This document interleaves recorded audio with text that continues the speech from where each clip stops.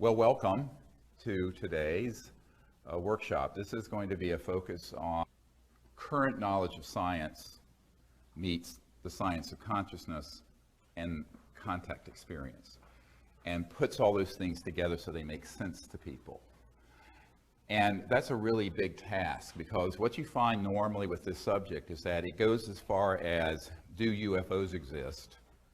And people then want to kick the tires on the UFOs. Well, first of all, if they had tires and that kind of landing gear, it means it's made by Lockheed Martin and my uncle's old company, Northrop Grumman, and it's an anti-gravity device. Secondly, if it's only in this dimension, meaning 3D or 4D, if you count time is the fourth, then it isn't interstellar. So the first thing to get your mind around is to forget everything you know about conventional wisdom, if you've studied the UFO subject, but also what you know about conventional science, because they're both antiquated and have been purposely kept antiquated. I'll get into this in a moment. Dumbed down. And what I want to do is share what I think you and the public need to know to understand what has been called the phenomenon, sort of this sort of meta-phenomenon of ET contact and UFO phenomenon that goes beyond just the fact that they're moving at 100,000 miles per hour and can make a right-hand turn without decelerating and not kill the pilots on board with 1,000 G-forces or whatever that would be. Because that's all very interesting, but it kind of begs the question of, if they're interstellar, how'd they get here? And the fact that they're here, a priori, they use something that's beyond even post-quantum physics. And this is a little bit like going back to Thomas Jefferson's era, which was only a couple of hundred years ago, and showing him this thing, a smartphone. And there'd be no foundation for understanding this. This would be metaphysical. So to the New Age people, they say, well, it's a metaphysical thing. Well, I said, well, what? What do you mean metaphysical? Metaphysical is just a term that people use when they don't quite understand the science of a phenomenon that's occurring. There's no metaphysical. It's all a level of consciousness of where you're coming from. So if you're an advanced civilization that's interstellar, by definition, you're trans-dimensional. So you're dropping out of linear space-time, and then you're reappearing at another point in space-time, but not in a straight line. And the comprehension of that requires a lot of humility on the part of humans, which we typically lack, but particularly scientists and theologians. We'll get to that a little bit later. There's people with spiritual understanding. Because the paradigm is one of where there is this nexus where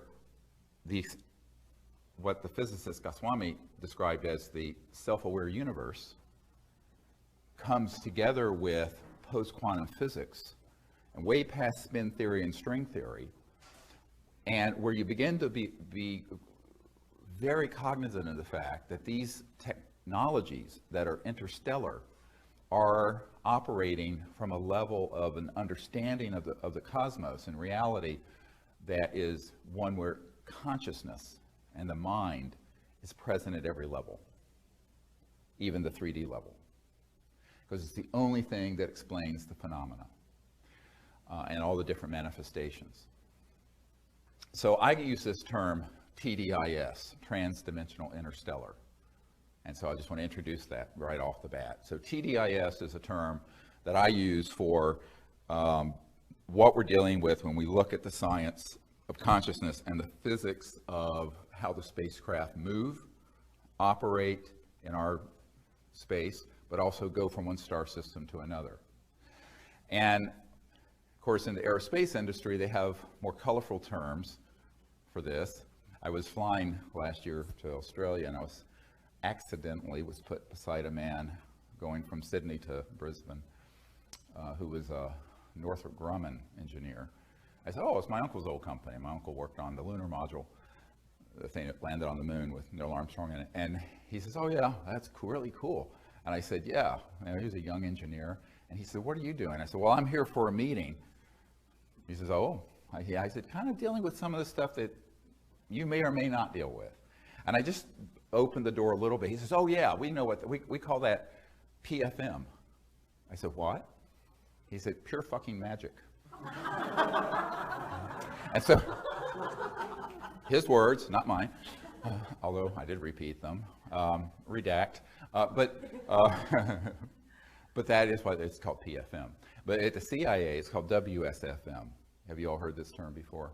The first time I heard it, it was from the science director, a guy who's one of the top guys in the science director at CIA, who's actually been encouraged me to do what I've been doing since 1992, because he can't, because they'll get assassinated. So he says, you do it. If you get assassinated, who cares? And so they use this term WSFM, sounds like a radio station. It stands for Weird Science and Frickin' Magic. And that is what they call this. In the Naval Research Lab, people call it that. Because what it deals with is a type of phenomenon that when you get into a certain level of very high voltage systems, where the voltage is at a certain frequency and resonant field. And I'm not going to bore people with the arcana of this, but let's say you have a Poynting vector, or you put an energy field with very high voltage around an object that's a couple million volts, but very, very low amperage. So there's not much power involved, but at a certain cycles per second, or hertz, resonant, and in specific resonant field, that object can be made to literally begin to resonate and then tilt out of linear space-time, and it will disappear. Now, I've been in a lab that's run near the Redstone Arsenal in Alabama, Huntsville, where this stuff has been done, and so by humans. So it's disappeared. You can't see it, and it actually has moved into another dimension. Dimension 6, 10, 12, 80, 90, whatever it is. Someone asked me, how many dimensions are there? I said, how many numbers are there between 0 and infinity? Okay, so forget about 11 dimensions, or it keeps going.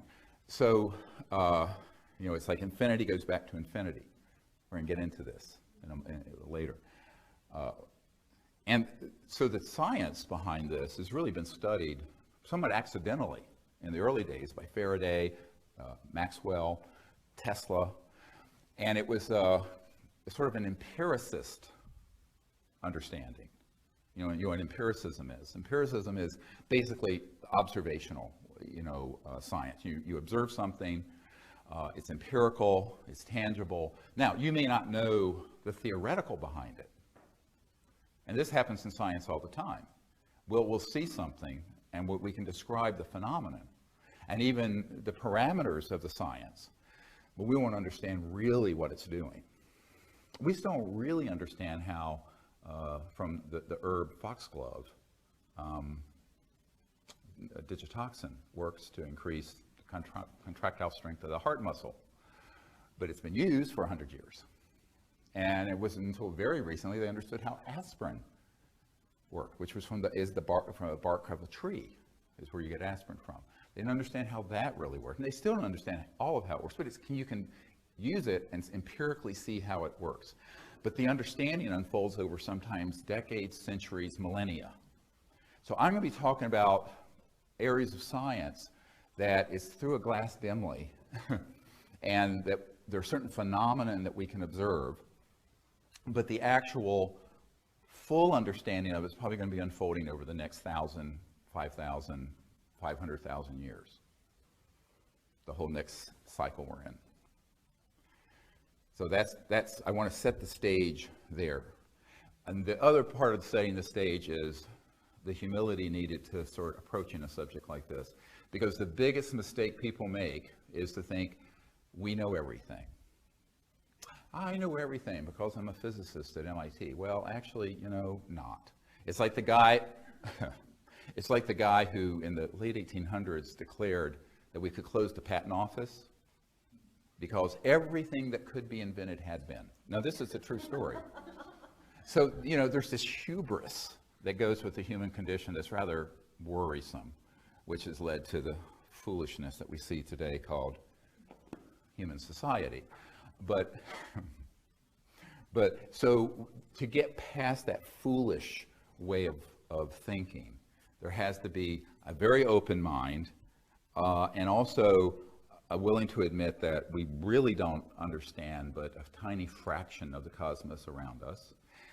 And the brightest and best amongst us, working their whole lifetimes, can only unfold a little bit of it. And so from that foundation of sort of a humility, then we can go and explore. And if we don't understand something, you just file it and say, well, someday we may understand this. But don't discount it. Because it's often the things that are discounted because it's not fitting into the box of the current paradigm of science or religion or thought that gets chucked out. And that's where the good stuff is. That's the really good stuff. And often people who do begin to explore those things get persecuted. Like the University of Virginia, we have our farm out near University of Virginia, and there was a medical doctor who discovered that there was a bacteria, H. pylori, that causes a lot of the really bad bleeding ulcers. And it ran against the theory that it was just too much acid. And that if you took a course of this and that medicine instead of the acid medicine or with it, it would cure them without surgery or anything. He got run out of the country, ended up in Australia. Australia was the only place he could get a job. He ended up getting the Nobel Prize.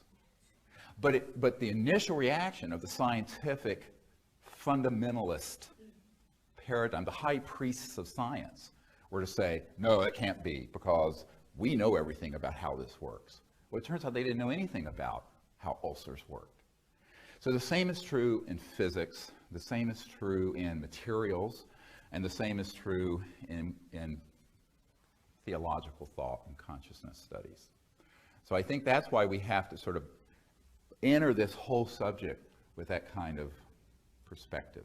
Then you can at least begin to explore with something resembling an open mind and learn something. The other thing to understand is that almost everything that I'm going to talk about today has been known in some classified project or another for a very, very long time. But in pieces, maybe not put together the way I'm going to present it. My job is to sort of synthesize it and connect the dots, which is my job today, is really to connect all these dots for you guys. So that you leave here understanding, wow, that's why an ET craft does that, or that's why I had this experience in a contact moment, or that's what the future of energy and technology is going to be, and a deep understanding. Now, what I will try to avoid is too much technical jargon, because this is not a group of physicists, but and I'm just a country doctor from Virginia anyway, so we'll sort of avoid. That's my line when I've done things at the Pentagon. I'm just a country doctor from Virginia.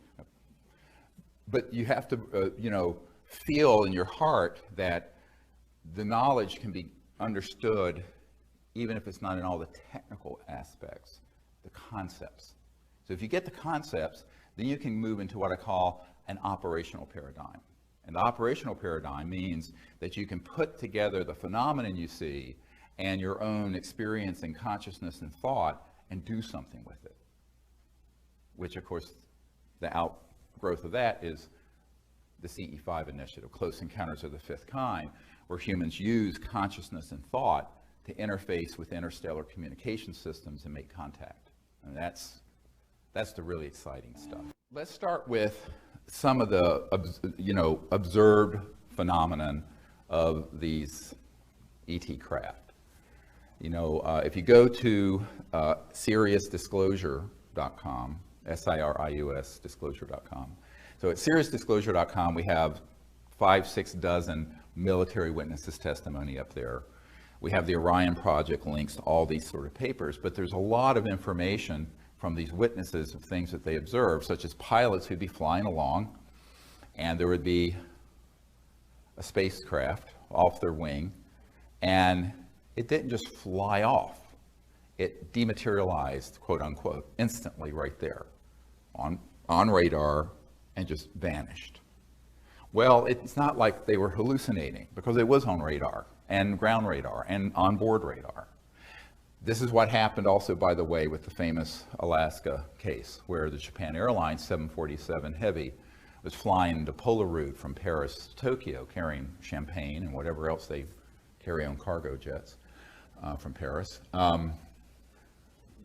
And they had this massive spacecraft appear. And it was the size of a battleship, but it was in the sky. And it actually was a CE-5 in the sense that the pilot signaled to it, put the landing lights on, and the craft signaled back. So there was contact. A lot of people don't know that. You read the case of the captain, the Japan Airlines captain's account. Well, the spaceship, and this is all on our site and in the book Disclosure, the captain called in, and had it on its radar, and called it in, and of course it ended up being on FAA radar, which we eventually, from John Callan, got the FAA tapes, and also a military radar. Military jets were scrambled. But this massive object did not move in a linear way. What do I mean by that? Well, it would be, say, at 12 o'clock, and instantly it would then be at 6 o'clock. This is something that was many times the size of 747. And it moved in this non-linear way. And they could not understand it. First, they thought the radar was malfunctioning. That's what you go to immediately, because, normally you track, even if you're tracking, a B-2 stealth or something that's supersonic, it's very linear. I mean, even 4 times the speed of sound is pretty slow. Or the space shuttle at 25,000 miles per hour is pretty slow. You can track that thing. This is not trackable. So in a linear way, so it would be here and then here. How? I'll get to this. And by the way, the same thing happened. Merle Shane McDowell, who's one of our witnesses, who was down here in Virginia at Norfolk at Atlantic Command, and he was working under the SYNC Atlantic Command, the Commander-in-Chief Atlantic Command, Admiral Harry Train. And they had a what's called full zebra alert, where basically, if you don't have a zebra stripe on your badge, you got to get out of the command center within 60 seconds, or you're shot by the Marines who have the M16s there to enforce that. Now, I've been at this facility in that area, and they mean business when you're in there. And so they went to full zebra alert. The Admiral came down into his observation area, and this huge facility. And they had this ET craft on radar off the coast of Newfoundland.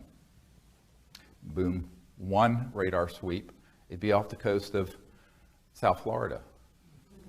One radar sweep, boom, it'd be right off the coast of Norfolk.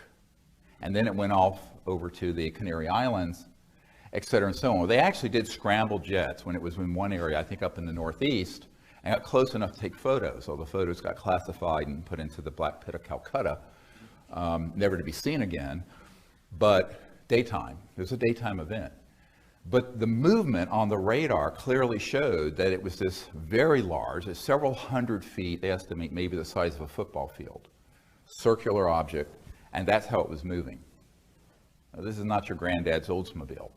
Clearly not using a jet engine or a rocket or anything like that. So, people say, what are the cases where you have proof of this? I said, well, we have the observation, we have the radar tapes, we have the documents, we have, what do you want?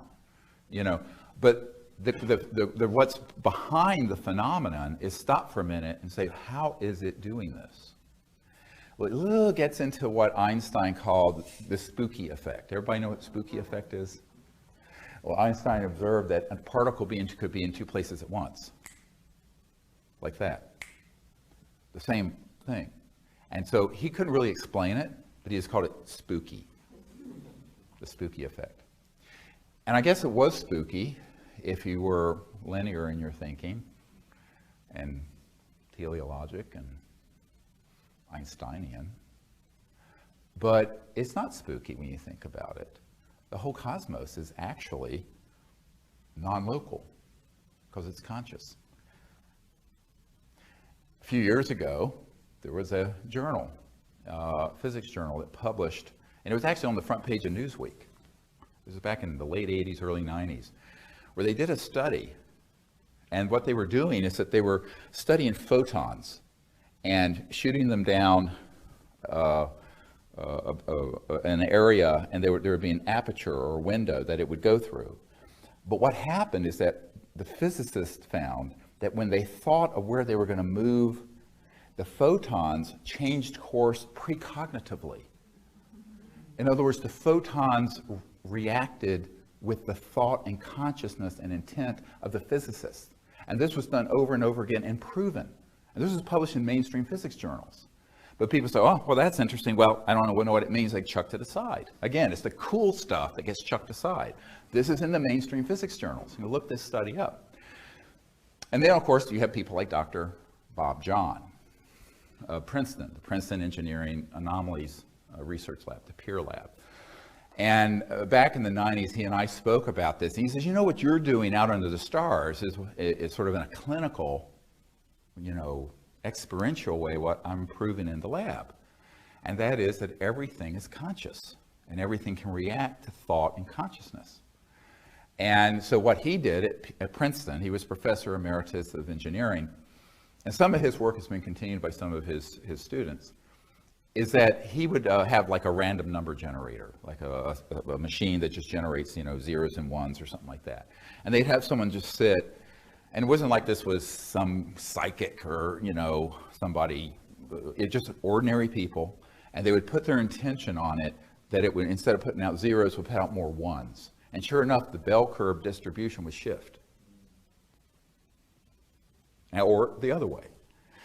But what was really cool about it, he then found that if there were two people who were really connected to each other, loved each other, where there was a heart connection, and did it together, the effect was exponential, 10 times greater. So what is that? And this is a mechanical system. It's just a thing spitting out zero in the random number generator. And this has been proven over and over and over and over and over again. Now, there's no linear contact between the person's body, the physical 3D, 4D, and the machine. It's just purely thought intending, and yet it affects it. What does this mean? Well, it means that everything is awake. Everything has within its structure an element of this non-local consciousness, mind that isn't bound to 3D space-time. And so non-locality is something that began to be talked about by physicists. And then there's a medical doctor, a man that I actually met once, and he wrote a wonderful book called Recovering the Soul. And it was all these accounts of scientists and also lay people finding that the mind and thought was always an omnipresent field and could have effects, whether it was like an intercessionary prayer for someone, one person would be in Europe, the other person in Hawaii, and they would have an effect, et cetera, and so on. Or they would take saliva, which has, your white blood cells in it, and they take it, to another continent, keep it alive in a petri dish, and they would put electrodes, and those white blood cells would register when the person had an emotional reaction to something consistently, even though it was out of their body. Cool. I mean, this is the really cool stuff. So, is everybody understanding this? I haven't lost too many people yet. And what that means, the real kind of the bullet point is, the mind is always omnipresent. Your mind, my mind, all mind, because there's a singularity of mind. Erwin Schrödinger, the father of modern quantum mechanics, it was really particle wave theory back, I think it was 1908, said the total number of minds in the universe is one. That is, it's a singularity. So mind stuff, or consciousness, is a singularity. Now, we can be aware of our own awareness and think, well, I'm conscious and I'm Steve, and you attach it to yourself and your ego or your individuation, let's call it, your individuality. However, it's always at the same time without any effort, whether you know it or not, tied into this sort of omnipresent non-local field of consciousness, as it turns out, without effort. Now, you can be shut off from that, or you can be tied into it. The meditative state and samadhi is when you get tied into the universal component. That's all meditation is. It's the quieting of the individual mind to where you experience the non-local mind, the unbounded mind. And this actually has profound implications not only for health and healing and contact, as we'll get to, but in physics. Because if you look at the cosmos, everything is in fact consciousness phasing and resonating as a photon or a star or a person or an individual or a tree. Now, this is not pantheism. It's an understanding that's a transcendent understanding of this sort of universality of the awake state, the awareness. And this has been proven scientifically. This is not, there have been study after study after study, some of which I'm citing here. I don't want to belabor the point. You can look these up yourselves. I'm sure you can all know how to read. But I want to pull it together into sort of an awakening within yourself of the fact that you're just not limited to your physical body and self, even when you think you are. We have one of our witnesses who's a Lockheed Skunk Works scientist, and you know what skunk works are? You know, the super secret skunk works up in the high desert. Where Ben Rich, he wrote the book Skunk Works, and before he passed away, he's the one who said, well, he said several things. One thing he said, there are no private conversations anywhere on Earth. This was in the 90s, so he was way ahead of Edward Snowden. Number two, anything you can imagine, we've already done at the Skunk Works. And number three, we already have the technologies to go travel amongst the stars. In fact, we can take ET home. And the last thing he did in his slide was to show this black disc going out into space. And it was a human. It was a man-made electromagnetogravitic, EMG, anti-gravity disc, which they have, and which we have had since October 1954, when we mastered gravity control. But the more profound thing is that people who've studied this begin to have experiences that are very, very strange. Because you can take these electronics and create this lifter effect of anti-gravity. So they're called lifters. And the way it is done is that at a high enough voltage with a counter-rotating field, you can cause lift. And this is if you go all the way back to the experiments of T. Townsend Brown, who of course ended up being the guy at the starting of the RAND Corporation. His stuff went to the Air Force, went black. Or the Klossky-Frost experiment in late 20s in Germany. They were doing things with crystalline structures, and they would create a high voltage field around them, and found that, especially with crystals, they would kind of begin to resonate and expand, grow, or take up more space, and then they'd float and lift. 1920, I mean, before any of us were, I suspect before any of us were alive. I don't think there's anyone here who was alive in the 28 and 29 time period. Not even I. But so we have this amazing heritage that unfortunately has been confiscated into covert programs. But the people that I've dealt with, I now have over 500 people I've met with, like the guys at Lockheed Skunk Works and Northrop and the agencies, three-letter agencies, who've shared this with me. And the senior scientist here in the Naval Research Labs in DC, which is the largest Department of Defense lab, was in, quote, the vault and saw the documents that October 1954 is when we completed all the studies for gravity control. So we haven't needed rockets, jets, cars, trains, buses, trucks, ships on the ocean, using combustible fuels or nuclear power since October 1954. Now, it was being studied before then for a couple decades, but it was mastered. That's when they mastered gravity control. And what a shame it is. You look at the world, and we're destroying the world geopolitically and environmentally and every other way because of this secrecy. And the secrecy is something that I understand but do not agree with. You have to understand it. You don't have to agree with it. And I understand it in a compassionate way. I mean, I talked to the colonel who was in charge of future technologies for the Air Force, a euphemism for not future, things we already have. It's always a double speak when you deal with the military.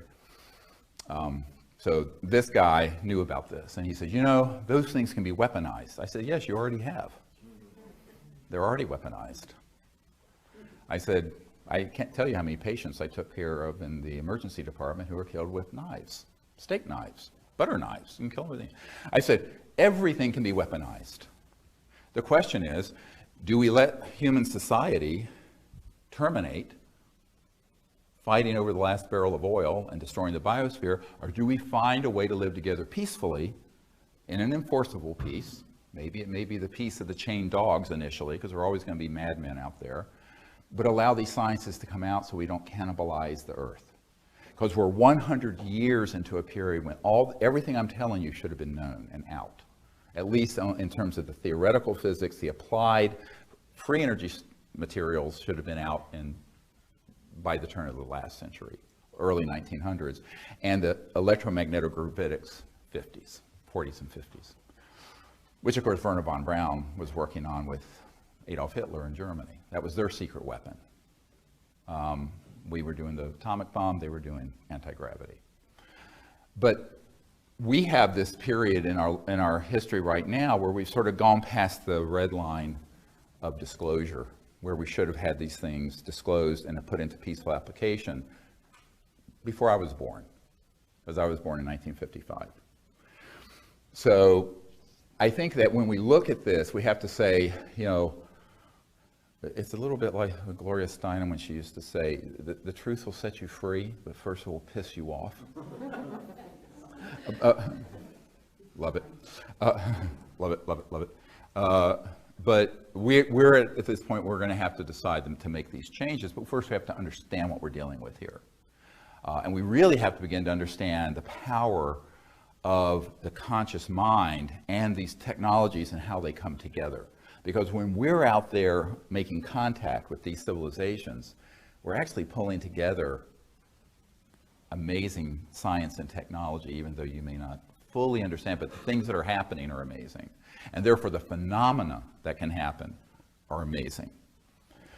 And that's why you need this understanding, this scientific and intellectual understanding to understand the experience you will have or may have already had and didn't understand what happened when you had it.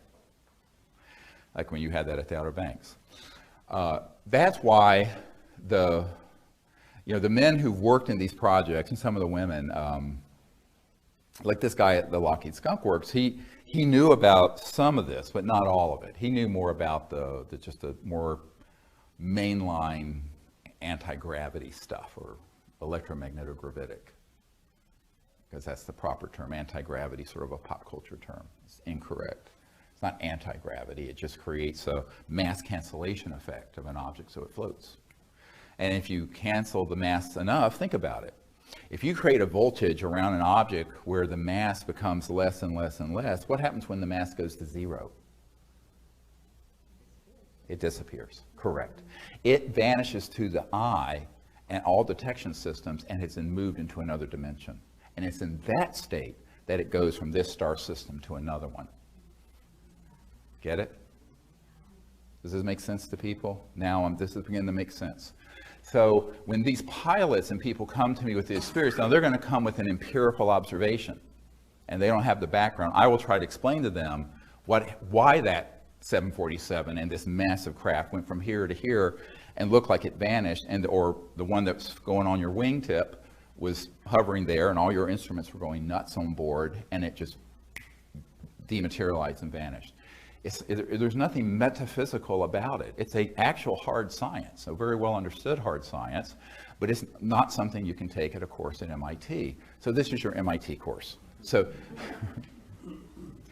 for now, someday, this will be mainstream education. I hope soon. Maybe not soon, but the sooner the better. The kids coming along need to understand this.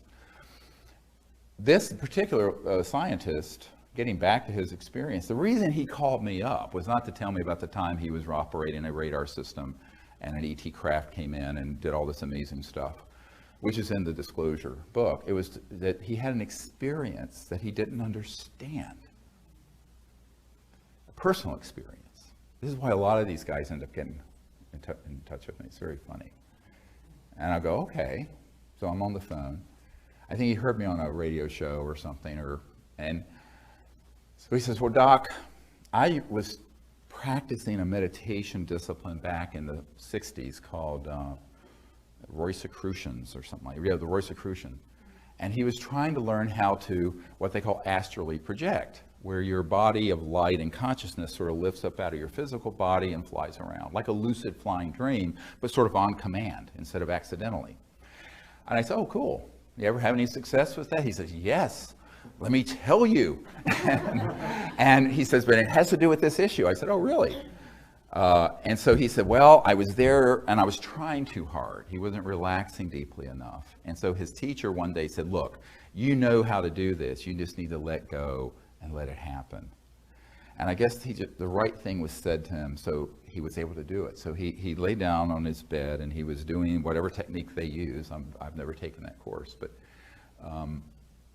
he went out of his body, lifted up, and initially just kind of lifted up, and then he got so excited, he went right up through the roof, the ceiling of the house, and into the sky and into the atmosphere, and then slammed into the side of an extraterrestrial vehicle.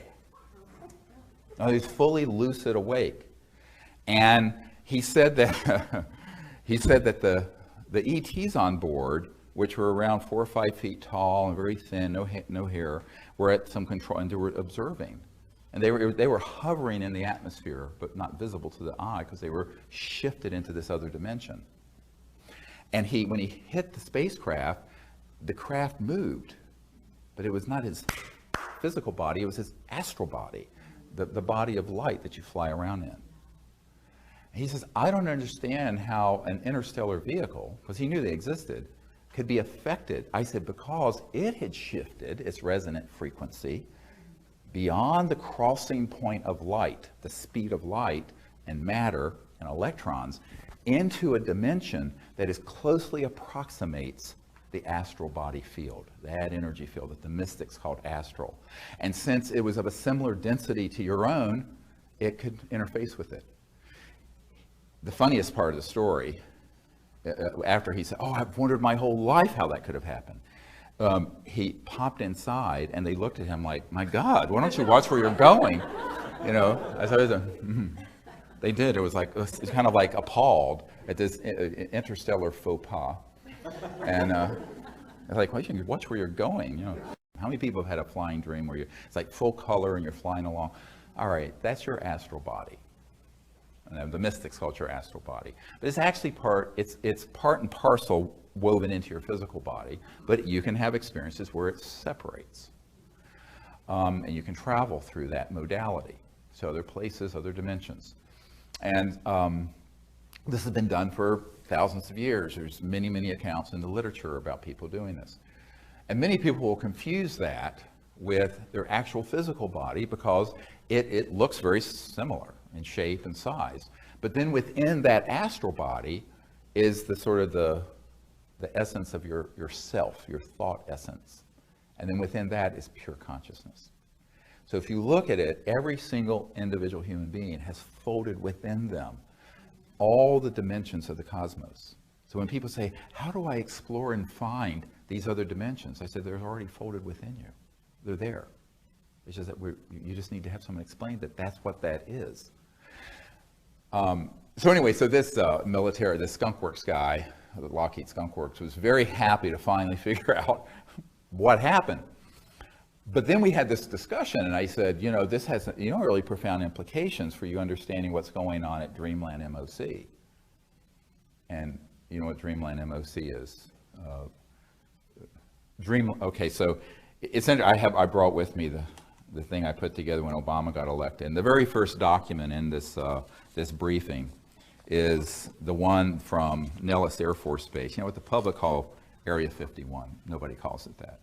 And it talks about the Dreamland MOC in it, Dreamland, and all the different compartments out at that facility.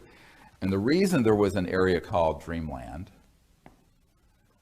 is that when the pilots who were piloting these anti-gravity devices, and they were taking them to the edge of the crossing point of light, all right, right to the edge of going beyond the light barrier resonantly.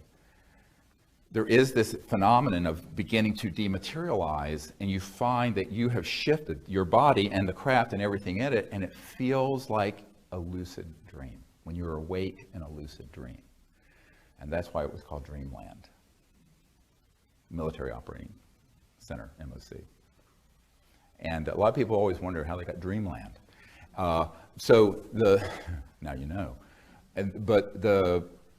This is something that if you begin to look at, if you do an ethnography of different cultures, for example, the Aboriginals in Australia, where they have something called Dreamtime. And I know a man who worked for ONI, the Office of Naval Intelligence, and State Department. His cover was State Department, he was really ONI. And he went over there to study this. And so he went out into the outback, this was back in the 70s, I think. And he kind of embedded himself with a group of Aboriginals who were still in touch with that ability. And they were talking to him about dreams. So, you know, one night they, were in some encampment, and they were very nomadic, went to sleep. And one of the members of the tribe, one of the Aboriginals the next morning said, "Oh, well, I had a very lucid, in the dream, I met so-and-so, I don't know the person's name, and we need to walk and meet at whatever time here." And of course, this guy who was a State Department / Naval Intelligence person studying this weird high strangeness didn't quite believe it. And so they started trekking. And sure enough, at the exact place and time, he met this person and they didn't have cell phones, nothing. And they just met. And he said, this is, so it was one of these things where this is their normal state. And many African tribes have described doing this, and Native American peoples, and they call them seers or visionaries. But it's really just the capability of the conscious mind to be disciplined in the dream state, sleep state, to awaken into this dream, and then be in control while you're having it. That's the lucid part, and begin to explore. And you can explore things in this world or other worlds that way. Now, really what we do when we do the Close Encounters of the Fifth Kind protocols is that we're going into deep meditation and doing it consciously. We're not going to sleep. Well, some people go to sleep because we're out till 2 in the morning. But we're doing this through a technique, a meditative technique and a protocol, which you can all use and practice. And practice makes perfect. I'll tell you, you need to practice it for it to really work effectively. But the concept is what you need to understand. How does it work? Well, if you're talking about connecting to an interstellar civilization, they may or may not be in the area and not in this linear dimension. Maybe they're dematerialized and they're hovering over the White House. Could be. Why not? Who would detect it? Nobody would detect it if it's shifted far enough out of this dimension. But it could pop into view instantly. So it's not just that they're traveling faster than the speed of light. They can be shifted beyond the speed of light and be, quote, stationary, but kind of superimposed around this space, but beyond 3D space. Does that make sense? So it could be in this room. It could be anywhere. Now, the effect, it becomes something that doesn't make a lot of sense to people unless they understand the basic concepts I'm sharing now. And then you say, well, what happens when it's only partially here? So let's say there's a spacecraft and it's not quite 3D, but it's near, but it's shifting, it's bumping up against the fabric of space-time. Well, this is where you get all kinds of epiphenomenon, all kinds of other phenomena, such as electromagnetic signals coming through our systems that we detect. A sphere that floats right by us out in the desert, which happened at Joshua Tree a few years ago, stopped and we heard 4 voices speaking in the desert, in clear air, empty. We had night scopes. And then all of a sudden we took a photograph and here's this extraterrestrial we call Bijou, who's from the Andromeda galaxy, who's there waving. It's on the website. Okay? That's how that happened. But it actually, so the understanding of this, it's really key to going out and doing the contact protocols, because you're using consciousness, but you're also using thought and electromagnetic systems, and all of this is coming together in a nexus. And there can be all degrees of the manifestation or how something materializes. It can be 3D, where you really would bump into it solid, or it may look like it's 3D, but you could walk right through it. Wonderful story from Altus Air Force Base. A friend of ours who lives out in the mountains, he worked for the Air Force back in the 60s, and he was a guard at a nuclear bomb squadron out in Oklahoma. And if you read his account, it's very interesting, because there was roughly a chevron or triangular shaped object that was cobalt blue, gorgeous, that came into, and they were investigating our nuclear capabilities. I think this was in 1968. I have to look it up. But it's in the testimony. You can look. But what was interesting is that he said it was translucent cobalt blue. It wasn't solid. But you can see the shape of it, but it wasn't fully like that. Does that make sense? So it moved over, and of course they have what they call the hot areas that are marked off in red. No one can go into those hot areas except the pilots for the nuclear bombers. And of course these were hot, ready to go. They were kept ready to go all the time in those days. And we still have some that are hot, ready to go. But the hot areas were, and they had sensors, electromagnetic sensors. Well, as this thing moved across that area, it set the sensors off. So even though it wasn't 3D, totally physical, visually you could see this outline of this cobalt blue ship. And it was enough in this dimension to put off electromagnetic fields that the electronic sensors went off, which ended up being a disaster because they went to a full alert and had to scramble those jets and move them off the base, which is what happened. But the craft was never 3D, fully 3D. Does this make sense? So many times people will see something and they'll go, well, I saw it, but I'm not sure. And in fact, that's how this guy approached me. I'm not sure what and I said, well, just describe it. Don't editorialize it. And he described it. I said, oh, well, I know exactly what that is. That was a craft of that shape and dimension that was still shifted. Its molecular and atomic structure, resonant field, was still shifted high enough that it wasn't totally 3D, but you could see the glow and outline of it, kind of like an astral body or a ghost. Cool stuff, huh? Is this too much information too quickly? Okay, so we're going to have a whole hour and a half of question and answer for later anyway, so make notes on your little tablets or whatever you want to do if you have questions that come to your mind. The reality is, when we're observing ETs, their physical bodies can also do the same thing. So if you look at this ET we call Bijou that appeared at Joshua Tree National Park, we're probably going to do a week training there in April if you want to come. We go to this place that's amazing in the heart of this 800,000 acre park. And was that with the naked eye, nothing was seen. Now, the ears could hear 4 ETs speaking. I don't know what language they were speaking. Andromedan? I don't know. But when the person took the photo, Raven, a member of our team, took the photo, she just held her breath and had it open for 3 or 4 seconds, and here is this glowing field of energy, and this being standing there, turned like this, waving at us. And on the top of his head, if you look very carefully, is what looks like a yarmulke.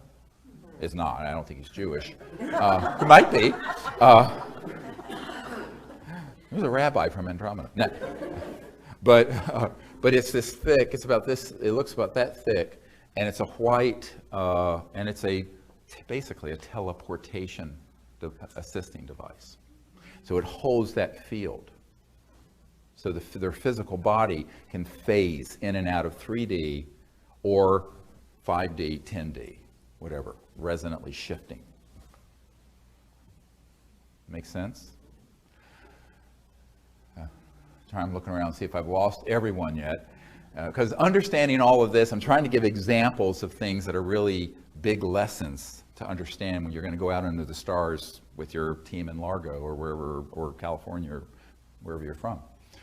Now, the other more fascinating part of this is that interstellar civilizations utilize what I call coherent thought emanating from a deep level of quiet mind that's very directional, very specific, the way we would utilize a laser and a laser disc, or a fiber optic system with lasers, or a laser tracking system.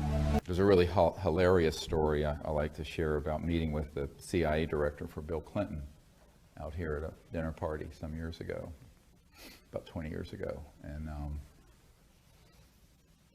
of course, the interest was policy. Why the hell isn't the president being told what's going on? Why are they lying to us? I'm the CIA director and I don't know nothing about this. And so we got through all that. And then we got into more of a relax. It was almost 3 hours we were together. My wife was with me. And the wife of the CIA director was the chief operating officer of the National Academy of Sciences over here. So she had a really scientific mind, whereas the CIA director was more policy, secrecy, policy, all that, and basically upset and mad because they had looked into the issue and knew they were being lied to, which is what, of course, the whole Clinton team knew that, and so did Jimmy Carter. Jimmy Carter famously said, "I didn't have a high enough security clearance to be told about this," even though he had had a sighting as governor of Georgia. But so she basically said, "Well, I don't understand. How could they be communicating from one star system? Let's say they're from a star system way out there, and they're trying to communicate with a craft that's here, one of these UFOs that's here. How could they possibly do that? Because the electromagnetic field is the speed of light. That's what your cell phone is. Radios, 186,000 miles per second, speed of light." And I said, "Yes, I know, the speed of light is just too damn slow, isn't it?" I said, "Well, they're not. They're using a phased electromagnetic system that goes beyond the crossing point of light." And by the way, the chief scientists in Naval Research Lab said they have done experiments at NRL here that have done signals beyond the speed of light, but it is classified. He sat in my condo here and told me this word for word. Number 3 at the whole lab. Sits in on meetings with the vice president. I mean, I know this guy stayed at our home. This is real. So, but she didn't know about this because she was an administrator at the National Academy of Sciences. And I said, "Well, my first thought was if I tell her the truth about this, she's going to think I'm a crank and a kook. And, I'm a young doctor. I'm only 35 or something. And I have 4 children I got to put through college. I said, I'm going to ruin myself if I tell her the truth." And but I thought, well, she asked me the question, and I owe her an honest answer. And so I said, "Look, you've asked, but let's bear me out." I said, let's take our Milky Way galaxy. The Milky Way galaxy is 100,000 light years across. So if a beam of light went across at 186,000 miles every second, it would take 100,000 years to reach the other side. That's just our galaxy.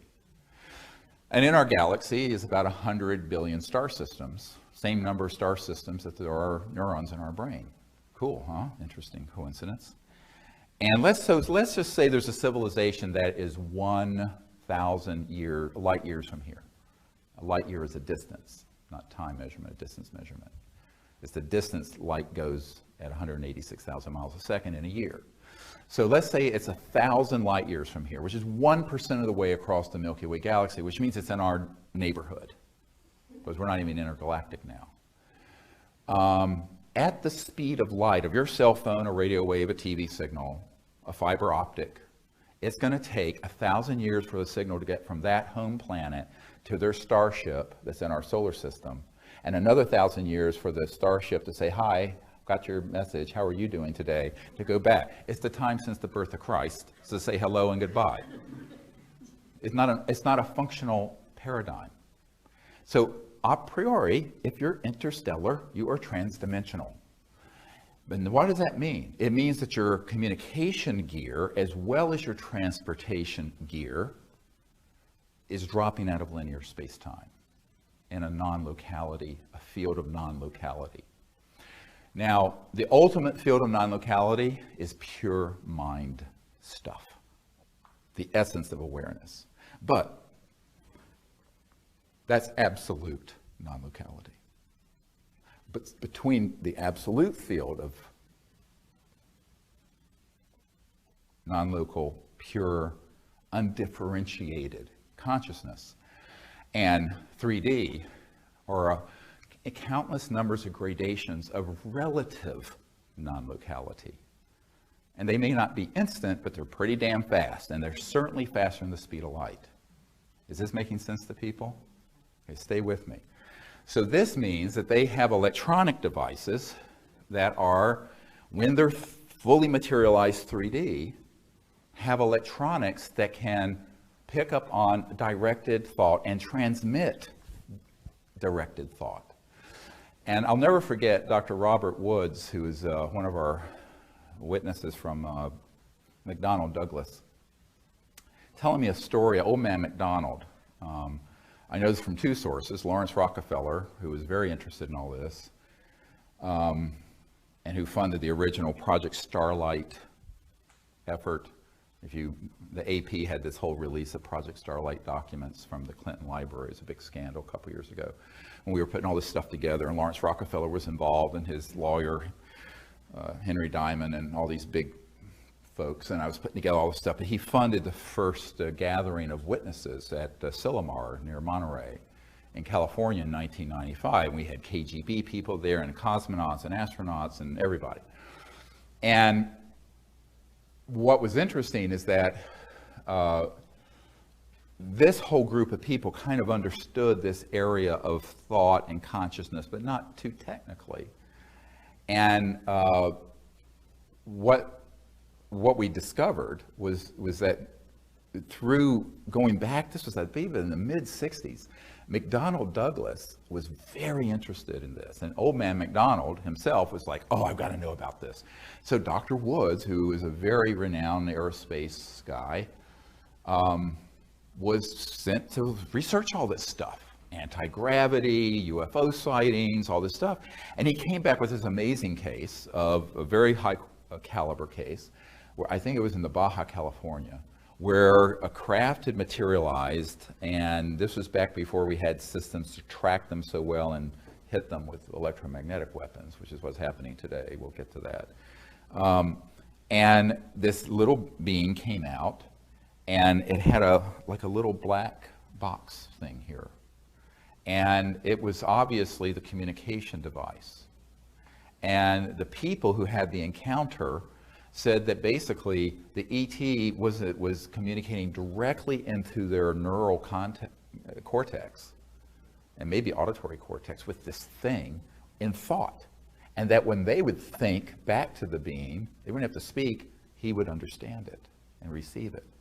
And so it was if you will, a thought transponder instead of a radio transponder. And now, this sounds like science fiction, but it isn't. It's the only thing that can explain how you're going to scientifically and reliably be able to have a communication system that is from one star system or galaxy to another in real time. Again, spooky effect, two things at once, boom, boom. So you're dropping out of the linear barrier of space. And it's basically space is obliterated, if you wish, to look at it that way, so that it's all right here. You can be a billion light years away and it's still right here because of the non-local effect of consciousness and understanding that other aspects of reality have a conscious component, including photons, electrons, and electromagnetic signals. There's a carrier wave of thought stuff, consciousness stuff, even within an electromagnetic signal. Get it? That's why the CE5 initiatives actually do work. And when I explained some of this, finally the wife of the CIA director said, "Oh, I thought it had to be something like that." What was her response? I said, "Yeah, of course, you're a smart lady. I mean, it makes sense." Now, in polite company, polite scientific company, one's not allowed to talk about these things because it's forbidden. This is like my book, Hidden Truth, Forbidden Knowledge, that the film series was based on. These are things you're just not allowed to talk about because it's so paradigm busting scientifically and even theologically, because it begins to explain a lot of, quote, mystical experiences people have had that become a catechism or get misinterpreted through the millennia. But ultimately, if we want to seek the truth, let's find the truth and forget our dogma. I love that saying, my karma ran over my dogma, or something like that.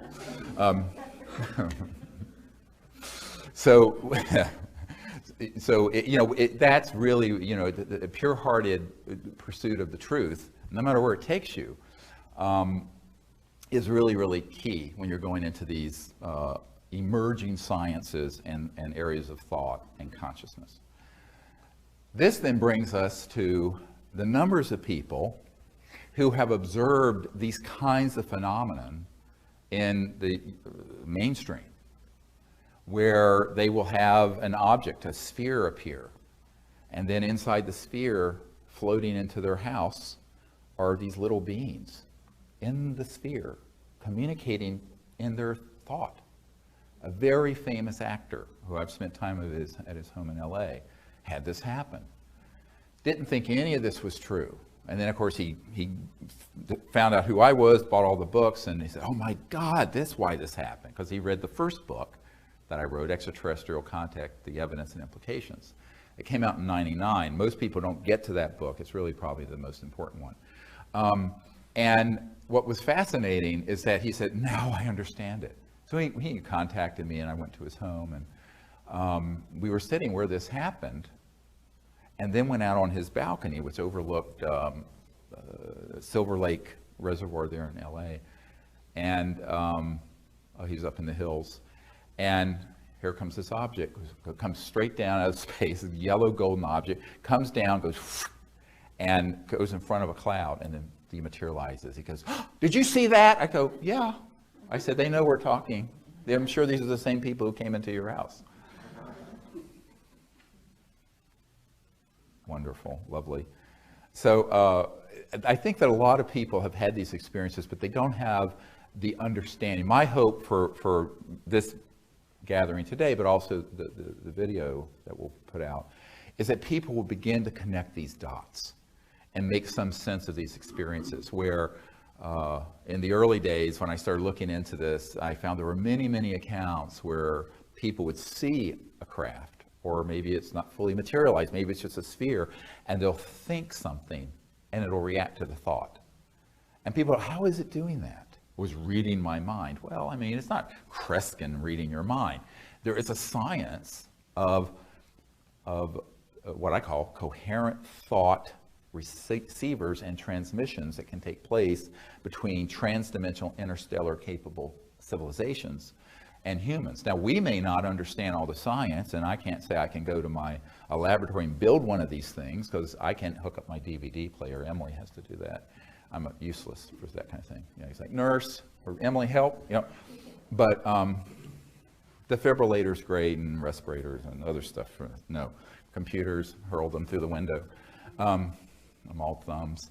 But, you know, we can understand it. So then from an experiential point of view, from that paradigm, we can say, oh, I understand now how it is contact can be initiated, but also if it spontaneously begins to happen, how it begins to unfold, and why it can be both physical and in thought and electronic, and then in these other phenomenon. I call it the epiphenomenon that happens, all the different manifestations of contact. We're sitting out in the desert in the middle of an 800,000 acre park. There are no police around, there's no microwaves or no McDonald's, there are no big microwave ovens, and we have magnetic field meters and radar detectors and other things that aren't expensive, but that we have in our toolkit. And we're sitting there, and we'll see an object. It'll look like a flash bulb going off in space. It's just an object that turns on and turns off. And sometimes it'll move and turn on and turn off. And one time we had like 15 of them that were right above us doing this that we filmed. This actor actually came out with us near Palm Springs, and we did this. And then the detectors start talking.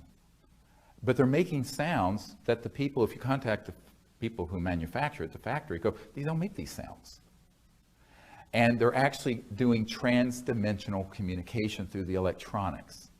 So forget the Arecibo telescopes and the SETI project spending hundreds of millions of dollars.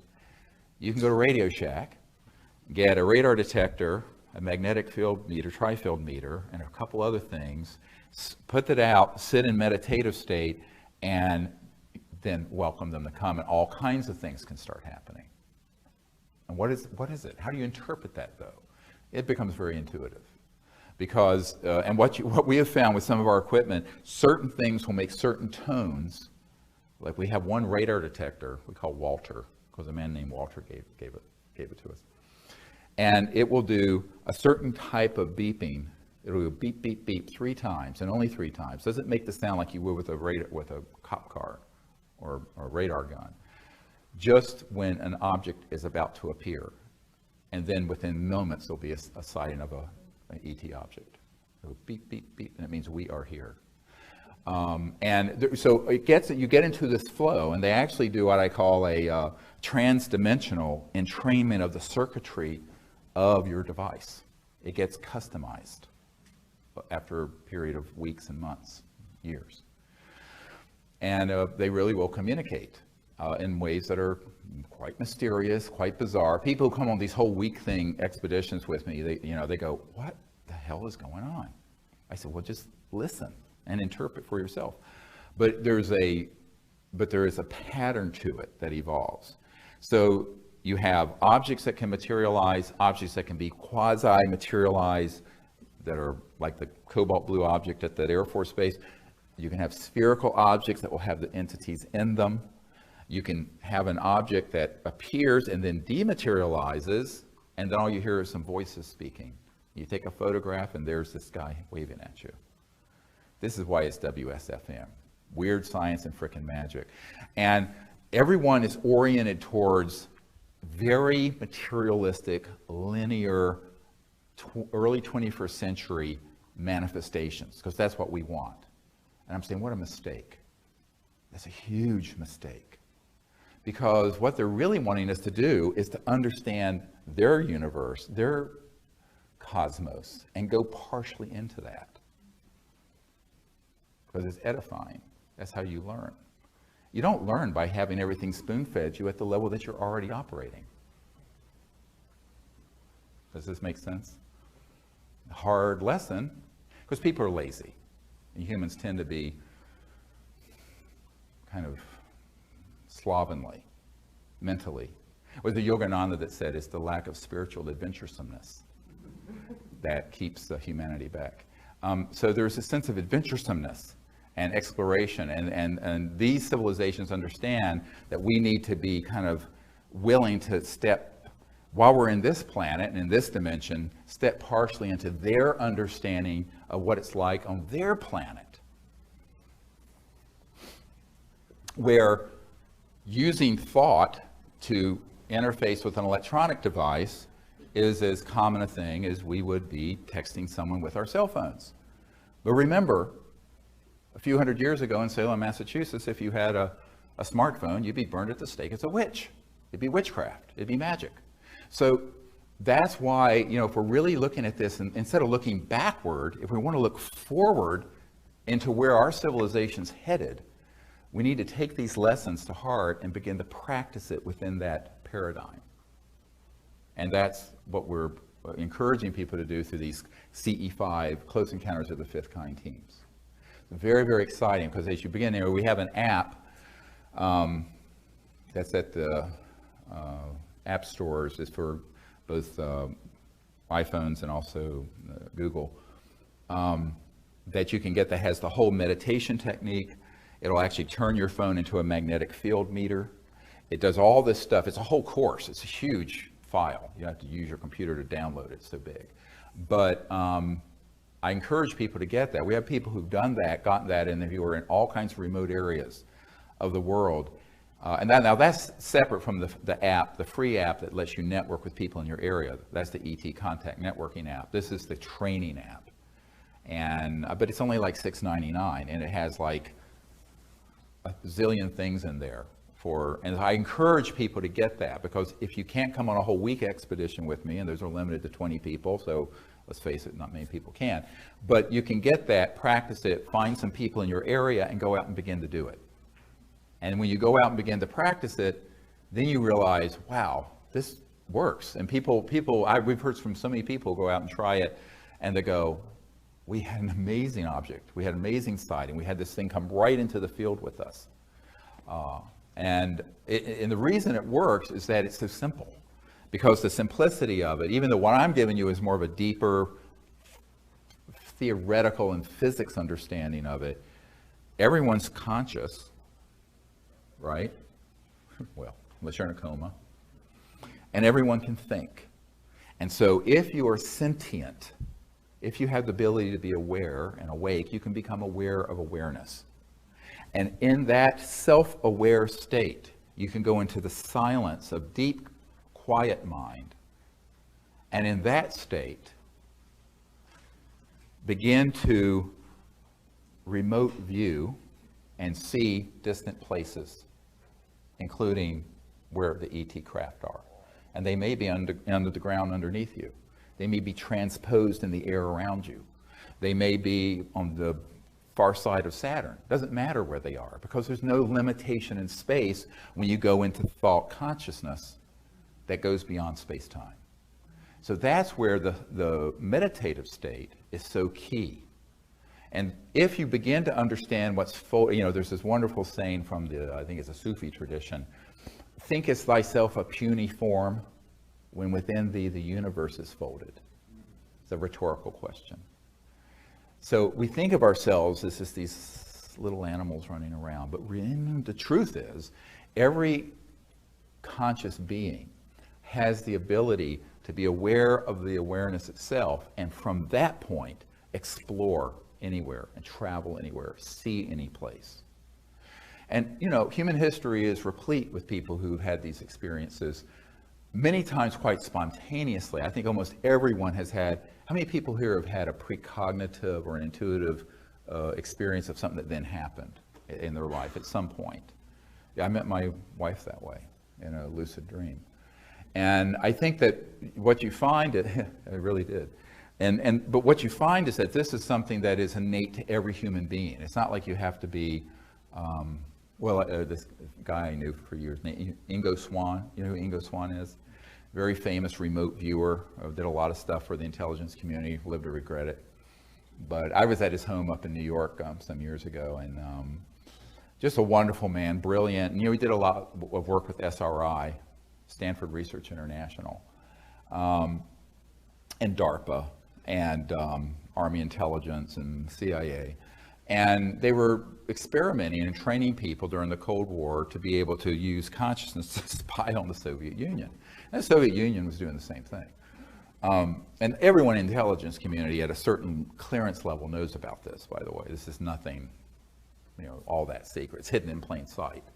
But what was interesting to me was that, he regretted that he ended up being used that way eventually. But what he and I would talk about together is the fact that every single human being has the ability to do this. They just don't do anything to help develop it. So it's like, you don't start out in kindergarten doing quantitative analysis and calculus. There's a process, right? It's the same thing with these capabilities. I bench press 410 pounds, but you don't start out that way. You rip your, pectoralis muscles in half. So so everything is an iterative learning, developing process of skill and knowledge and experience that builds on itself over time. Most people just never take the time to sit down 2-3 times a day, go into a quiet meditative state, and then practice the ability to intend to know. And I call it the intend to know because it's not brute will. It's quietly going into consciousness and then saying, I want to know this, or I want to see this place, and let it open very subtly. It's a very subtle, integrative process as opposed to a brutal intellectual one. My own approach to this is a very Vedic one. And as you know, the ancient Vedas, people conflate the Vedas with Hinduism. They have really very little to do with each other. The Vedic knowledge predates any known. It's a philosophy. But Vedanta is really the study of consciousness in its singularity. And that's, of course, from that, the concept of the human experiencing that state, which is called samadhi or nirvana. But there's this misunderstanding in the public that only certain adepts, that you have to lay on a bed of nails for 30 years and, do all kinds of crazy stuff to be able to have this happen. It simply isn't true. Every single human being can learn to sit quietly, go into a meditative state, using whatever works for you. I use a type of mantra meditation. It can also be a breathing technique with mantra. There are a lot of approaches to it. The key thing is for the mind to become quiet, centered, and allow it to become very deeply centered. And at the point where all thought and awareness of everything disappears, but you're not asleep, you're still awake, it may just be a flash. That's the samadhi state. It's the experience of pure consciousness without differentiation. That's the state of pure non-locality. At that point, you are omnipresent. You're everywhere. And it is at that point that if you begin to practice and experience that, you can stay very steady state in your awareness and then intend, while still being very quiet, to see or know something that's remote, like where a starship is, or what's going on at home in your kitchen. In my misspent youth, instead of doing drugs and chasing skirts, I was spending 8 hours a day meditating, doing Vedanta, when I was in my late teens and early 20s. And I had some experiences that taught me that this was really easy to do, because I just said, I want to learn how to do this. And I notwithstanding the fact I was raised a very devout atheist. I mean, the catechisms of atheism. Didn't fit in a test tube, didn't exist, end of discussion. But at the most, agnosticism. But after my near-death experience, when I was 17, I had an experience of that state of mind. It was beautiful. It was this supernal state. I'll never forget it. And I said, well, I really want to learn how to arrive at that state of deep peace and quiet and oneness, if you want to call it that, a sort of universal oneness, without having to die or have something terrible happen to me, which is what happened, and then have a near-death experience. So I did. So I learned meditation, and it was very comical because here I am. It was on my 18th birthday, and I only tell this story not in any self-aggrandizing way, but just to give you a sort of a sense of how people and train themselves to make things difficult when they shouldn't. So I didn't know that it was supposed to be so easy. I didn't know that it was supposed to be so hard. So I accepted it was natural and easy. So my teacher did the whole thing, and he initiated me, and I sat down, and I immediately went into this deep, deep, deep meditation, and I transcended into samadhi. And afterwards, he was looking at me sort of appalled. He says, "You transcended, didn't you?" I said, "Isn't that what we were supposed to do?" And I didn't know that I was supposed to make this big geschrei about it, and make this big deal and have to waste 30 years doing something that you can do in 30 minutes. So that's another lesson. You need to sort of affirm to yourself, A, this can be done, and B, you can do it. If you think you can't do it, you won't. But if you say, of course, I'm awake now, why can't I close my eyes, or even with my eyes open eventually, be able to be in touch with the mind that is this omnipresent field? What Ernst Schrödinger said, the total number of minds in the universe is one. It's a singularity. So if you affirm to yourself you can do it, you will be able to do it. If you sit there with the little gremlin on your ego shoulder saying, I can't do it, I won't do it, I'm not Ingo Swann, I'm not the, blah, blah, blah, poor me. Well, you're not. It's like, a doctor trying to put a chest tube in. If I have to put a chest tube in here because he's just been run over by a Mack truck and he's got a hemothorax, and I'm going, I can't do this. Well, I'm not going to do it. I'm going to lacerate all the nerves in his whatever before I get into where I need to be. So there's a certain amount where you have to give yourself a break and say, I can do this because I'm awake. And go back to some experience in your life that's been intuitive, or some experience in your life where you've experienced a lucid dream and then the next day it happened, and begin to recall these experiences where you go, I do have this aspect of the mind within me that is omnipresent. And I can go to that place and use it for good, and to see things in real time that are going on now at distant places, but also I can see things into the future, or if I need to, into the past. Why? Because consciousness transcends not only linearity of space, it transcends the flow of time. And that solves the mystery of the precognitive lucid dream. Now I'm a quarter Cherokee. My grandmother was Cherokee Indian, and their tradition is a big tradition of lucid precognitive dreaming, like at the Hopi, which I just learned actually were the people who, the Anasazi who disappeared, became the Hopi. And they would have these experiences of precognitively seeing the future in the dream state and in vision quests.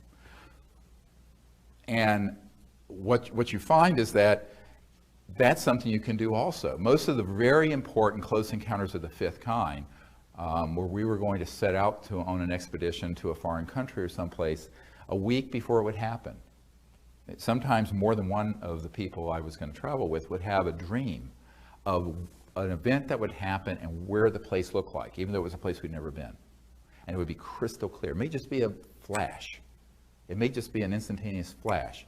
It may be in that hypnagogic state, the state in between waking and dreaming.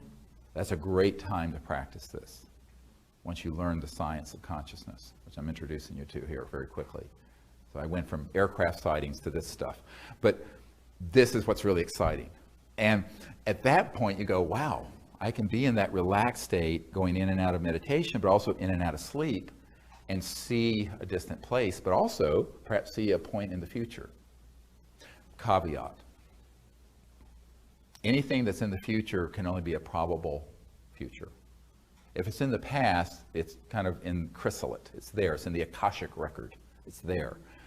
If it's in the future, it's subject to change depending on what everyone, including yourself, thinks and does. And this is why when people say, on December blah blah of this year, X, Y, and Z is going to happen, I immediately know they're a charlatan.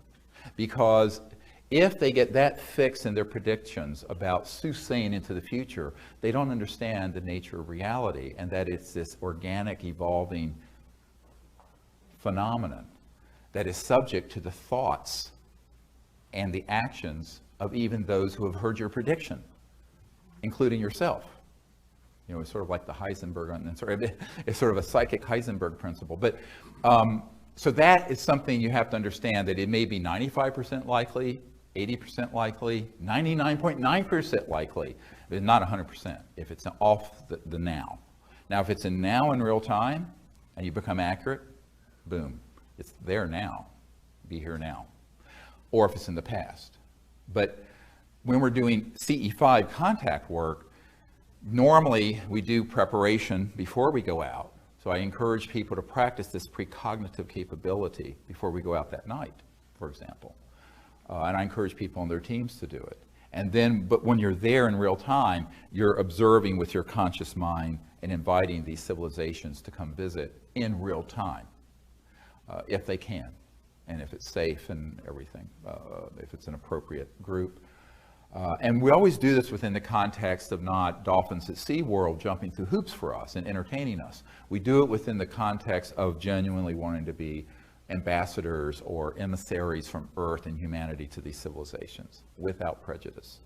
So it's sort of a global diplomatic corps of interstellar travelers. That's what we're developing, who understand to get out of the sort of the orthodoxy and catechisms of conventional ufology, 99% of which is rubbish, and to step into being in a higher state of consciousness, making contact with these civilizations without fear and without prejudice about who they are and where they've come from, or even perhaps what they've done in the past, because the past cannot, let's look at it this way, no matter how you view these civilizations, the future is always different from the past, and we create the future now. Just remember that. Very important. I mean, a generation ago, they were dropping atomic bombs on Japan and blowing up every city in Germany. Now they're our closest allies. So humans need to learn to get out of the us versus them xenophobia. They're this sort of the negative end of atavistic proclivities. Returning to this sort of primitive monkey troop fighting, murderous, rampaging monkey routine, because we can't afford that. Not with nuclear weapons, and not with weapons that have been developed from studying extraterrestrial technologies, which are 1,000,000 times more powerful than a hydrogen bomb, which we have already. Scalar electromagnetic weapons. So that means that there need to be a core of us who are willing to put ourselves out there to be sincerely, with a pure heart and without fear or prejudice, ambassadors to these civilizations, because they are out there. And you know what? They're waiting. These civilizations, I think they've been less than pleased with so far the response on balance that humans have had towards them, because it's either been denial or fear or xenophobia or frank hostility. I mean, the Roswell event was actually an electromagnetic system going off that caused these two craft to hit each other and collide and crash. But a lot of people don't know that. It was an FBI document that pretty much states that it was a new radar dome. Well, the radar dome had some sort of Tesla coil type electromagnetic, circa 1947 electromagnetic pulse. And these two craft that were seeing what we were doing at the 509th Bomb Squadron, which was the only nuclear bomb squadron atomic bomb squadron in the world at the time, they weren't nuclear bombs and they were atomic. You know the difference, atomic, nuclear? Atomic is fission, nuclear is fusion. Anyway, but it was an atomic bomb squadron, the only one, and they turned this thing on, boom, and these two craft that were going along, one sort of exploded right there northwest of Roswell. The other one descended and kind of cracked in half or broke up near Socorro. And that's where they got the ET that was alive out of it, what they called the EB. So there are two ships. But unfortunately, that was a terrible event. It was a violent event. So a lot of people have said, well, can't the ETs avoid that if they have all these abilities? I said, no, not just because they have advanced technologies does not make them omniscient. So here's another mistake everyone makes. They conflate advanced civilization or more advanced civilization with being godlike. Don't make that mistake. They're just people like us, but very, very advanced. Now, they may have IQs of 450, so I'm a moron by comparison. But, which I will admit, I am a moron by comparison with some of these civilizations, but, or an imbecile. A primate. But nevertheless, it doesn't mean that they become infallible.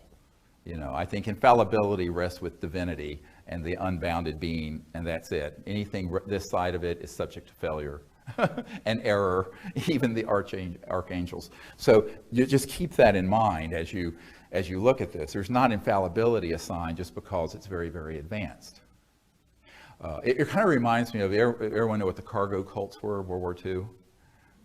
Great story, because this is a great example of the mistake humans make. So in World War II, we were flying, you know, these propeller planes and landing them on islands in the Pacific. And we landed on some islands where there were native peoples who had never seen Western civilization or an airplane.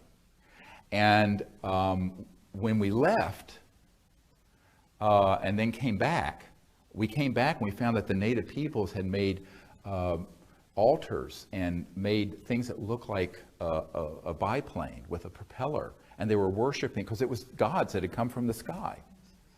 And it had become, it's like the movie The Gods Must Be Crazy. You know, the guy throws a Coke bottle out the window and the people start fighting over this. So we need to take a step back and say, okay, these are a very advanced civilization. Some of them may be, I think are, 10 to the 7th years, millions of years more developed than we are.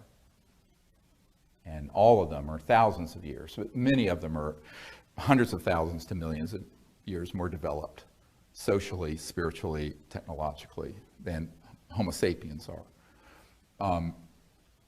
But nevertheless, they're still people.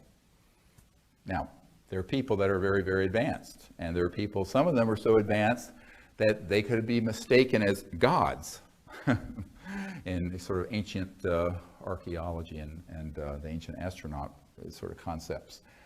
And of course, this makes total sense. I mean, if you have something that appears like that can appear, dematerialize, rematerialize, go straight through objects, it would look like something metaphysical and spiritual. And so there is the beginning of the conflation of very advanced civilizations and technologies with the mythology that becomes sort of a catechism and misunderstanding.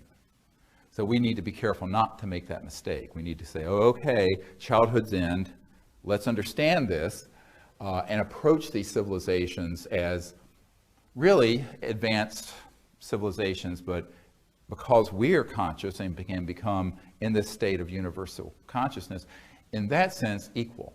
Totally 100% equal, even though we haven't developed all the fine points of functioning yet. I mean, we're more dysfunctional than functional, I think you all agree, as a species, but you know, we can evolve to a higher level of function through conscious development and evolution. And these civilizations understand that.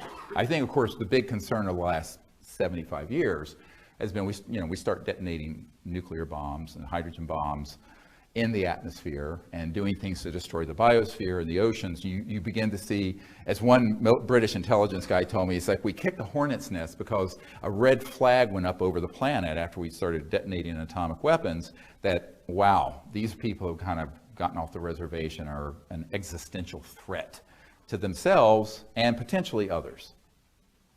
So that's a perspective I want to bring for just a minute. In the heart of compassion of the Buddha, as it were, is how might humans be viewed? Okay, in the last 100 years, we've killed around 200 million people in warfare and continue to do so. I lived in the Middle East for 3 years, saw plenty of stuff. And that doesn't count just murders, good old-fashioned homicides. I mean, organized murder, which is warfare. 200 million, well, that's the population of many of these planets that we've just wiped out in a couple generations through fighting over what? An economic system, a religious system, this system, that system. So, but then you combine that, so it's no longer with swords and maces and even muskets, it's with thermonuclear weapons. And in covert programs, these rather fearsome scalar electromagnetic weapons based on these very advanced trans-dimensional sciences. So I think that the civilizations are correct to have some deep concern, and I think they need also to have people scattered around the world, everywhere, who understand these issues and will go out calmly, but with a depth of understanding and a depth of experience, and attempt to make contact that's peaceful and mutually beneficial, which is the whole gist of the CE5 initiative, the Close Encounters of the Fifth Kind initiative. And a close encounter of fifth kind is simply when humans say, I'm going to make contact as a diplomat and initiate it and allow it to continue, however way it flows. And it may be in this dimension, or it may be trans-dimensional. It may be in thought. It may be in part in this dimension and part in another. And sometimes it all comes together in one night and all those phenomena happen at once. We've been out under the stars where we've had objects that have done electronics, people who've had remote views in their mind where there are 5, 10 people see or hear the same thing, a craft then appears that everyone sees, et cetera, and so on and so forth. Now, because the whole gamish of sort of phenomenon, and then there'll be these beings that are moving around us that aren't physical, but that are shimmering, almost like a subtle hologram moving around the desert, or moving around on the beach, or wherever we are. Really amazing stuff. And what I found is that people have expectations that are based on, let's go to Starbucks and have, a croissant and a latte. No, there's other ways that they communicate. And a lot of it is because that's edifying, that's instructive. It opens up another dimension and aspect. And part of it is just practicality. If you're in what's called a hostile theater of operations, using military speak, which would be called Earth, that has space-based weapon systems that are all out there already deployed since 1965. I know guys who designed them. That when these objects fully materialize, will target them with an electromagnetic scalar weapon that goes faster than the speed of light. Believe me, they're not going to, it's not the 50s and 60s anymore where they just would materialize and land everywhere. Now, they do sometimes, but it's risky. So we have to operate with that understanding also. So there's another understanding I want to bring to this that people do not like hearing, but I'm an emergency doctor. You come into my ER with a headache and I find a brain tumor, I'm not going to tell you got a migraine. I'm going to say you got a brain tumor. So here's the deal. We've developed systems that unfortunately are approaching parity transdimensionally with what some of these civilizations have in terms of technology, which means that we are a threat. And also means that, now, not that the intelligence community can't be everywhere at all places at all times, believe me. Unfortunately, when I'm around doing something like this, in all likelihood, it is monitored. But you guys, this is why my whole idea is to squeeze the tube of toothpaste and get it out. And then I become redundant and unnecessary. If I drop dead, doesn't matter. Because you guys can do it, and they cannot keep track of thousands, tens of thousands of people now who understand or attempting to do this.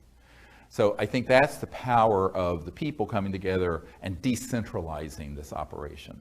And by decentralizing it, it's like decentralizing it away from me and the center of my operation. Because they cannot keep track of all that. So don't make the boogeyman in the intelligence community more powerful than they are. It's a little bit like the Wizard of Oz. The man behind, who's the man behind the curtain, pulling all the levers, scaring the bejeebies out of everyone. Now, I'm not saying they're a total paper tiger, but at the same time, they're not omniscient or omnipresent, which means that you guys can do this and have some amazing success with contact separate from me being around. My purpose is just to teach and to let people understand how this happens and then go do it yourself. The medical model is see one, do one, teach one. You see it done once, if you're in med school, you see it done once, and then you do it. And the next time you're teaching someone to do it. boom, boom, boom. So that's the model. And it works, because that's how it propagates. Knowledge propagates very quickly that way. And if you take that to heart, you'll find that you begin to learn these abilities in meditation, and the techniques of the CE5 protocols. Go out and do some experiences, and then you have some learning curve, and then you begin to share it with other people. And it just takes off. And we have some great people around all over the world doing this. Like I said, every continent. So that's what I want to encourage people to do and empower you to do it. The other thing I want to share in this sort of introductory, these first couple hours, is the understanding of the mind and all the different ways that our experience can relate to ET manifestations. Now, there's something called, in the Vedic tradition, the siddhis, S-I-D-D-H-I-S. These are different abilities and powers that people can develop as they develop higher consciousness. Now, these run the gamut of almost everything you've heard about, some of which has been relegated to mythology, but is actually very real, such as levitation, dematerialization, materialization, changes in your body density to move through solid objects, precognition, we've talked about, teleportation, telepathy, materialization of objects, etc., and so on and so forth. Now, those are all things that actually humans can do. Those are advanced applications of higher states of consciousness. But understand that there's a scientific correlation to every conscious city. So whatever that you can imagine that any enlightened master has done can be routinized or made routine through a scientific method, even when it up to and including levels of the astral, you may call celestial, conscious cosmos, and do it scientifically. I always tell people that a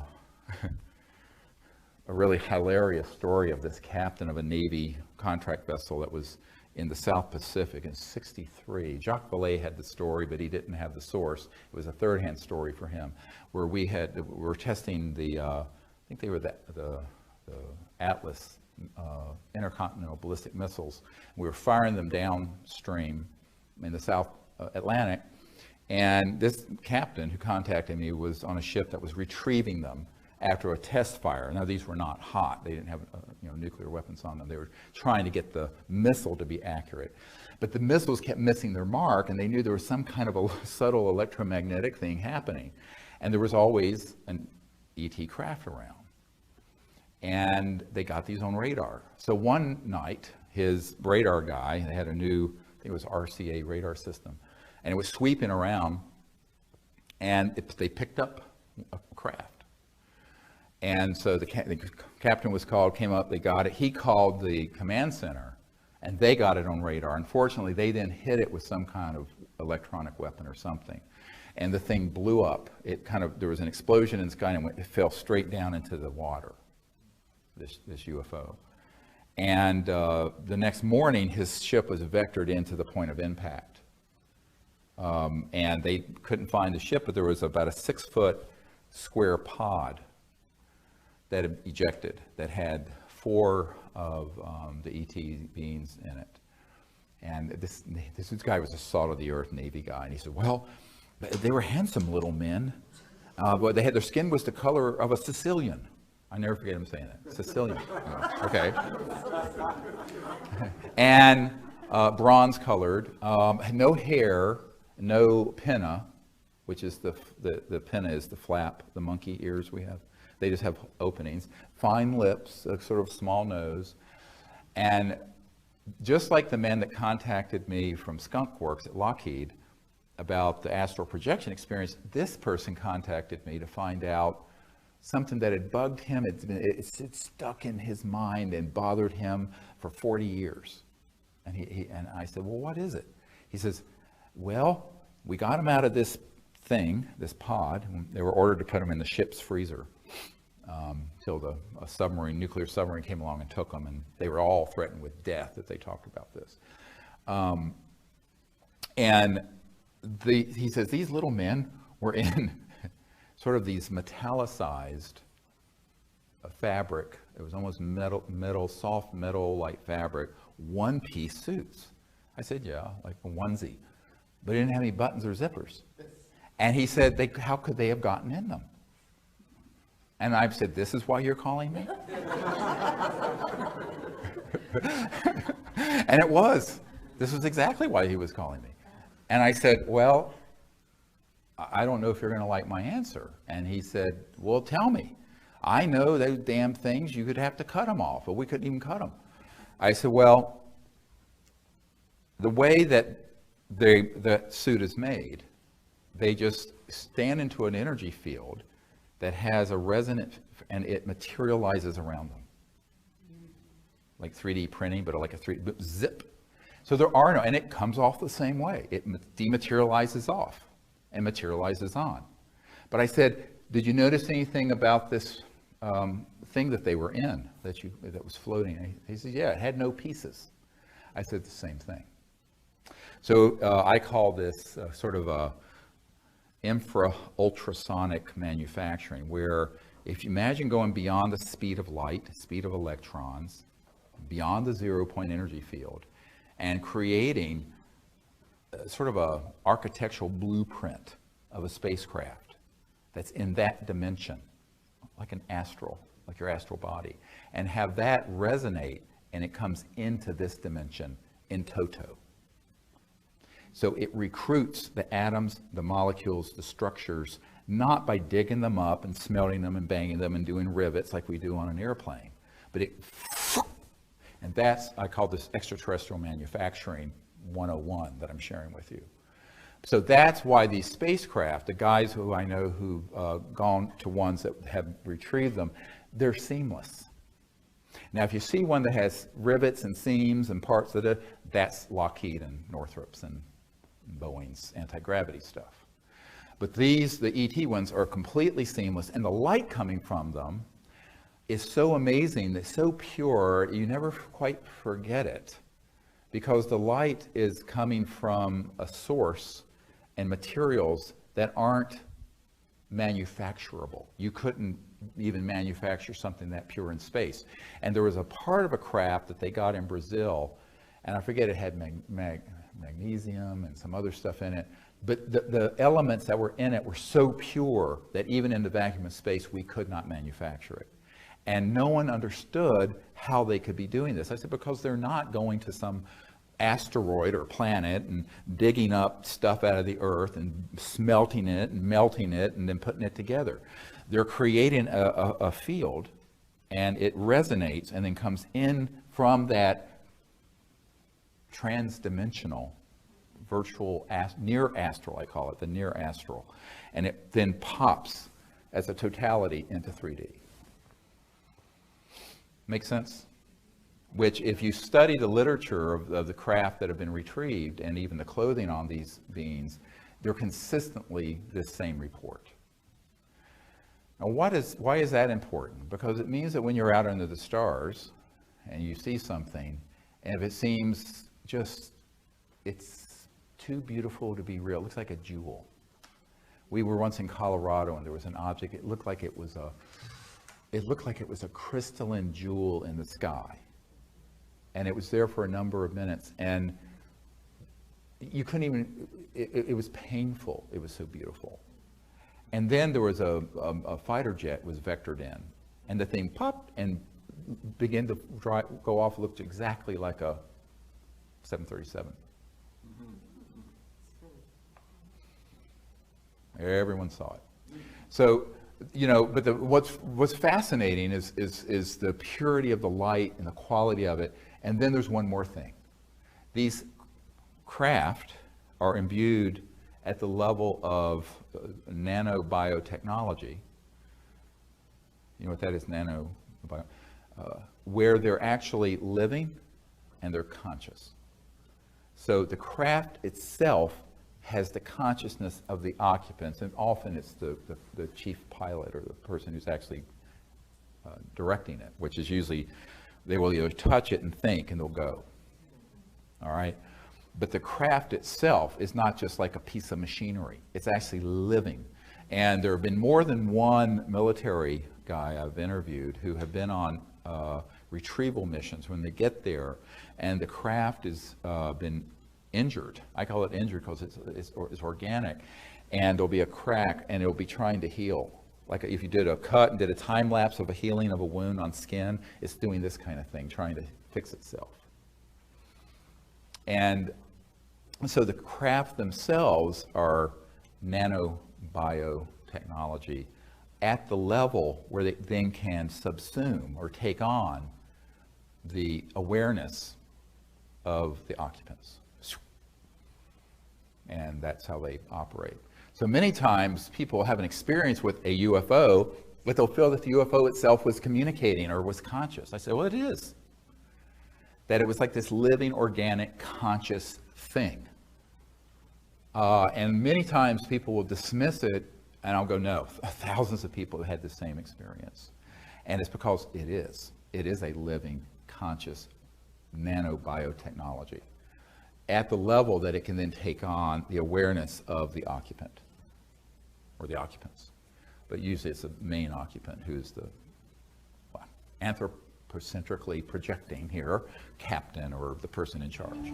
The really important thing to know, because if you're out into the stars, I remember last year, just before I had to take this trip to Australia, and I was laying on the beach, and I was with a friend, and it was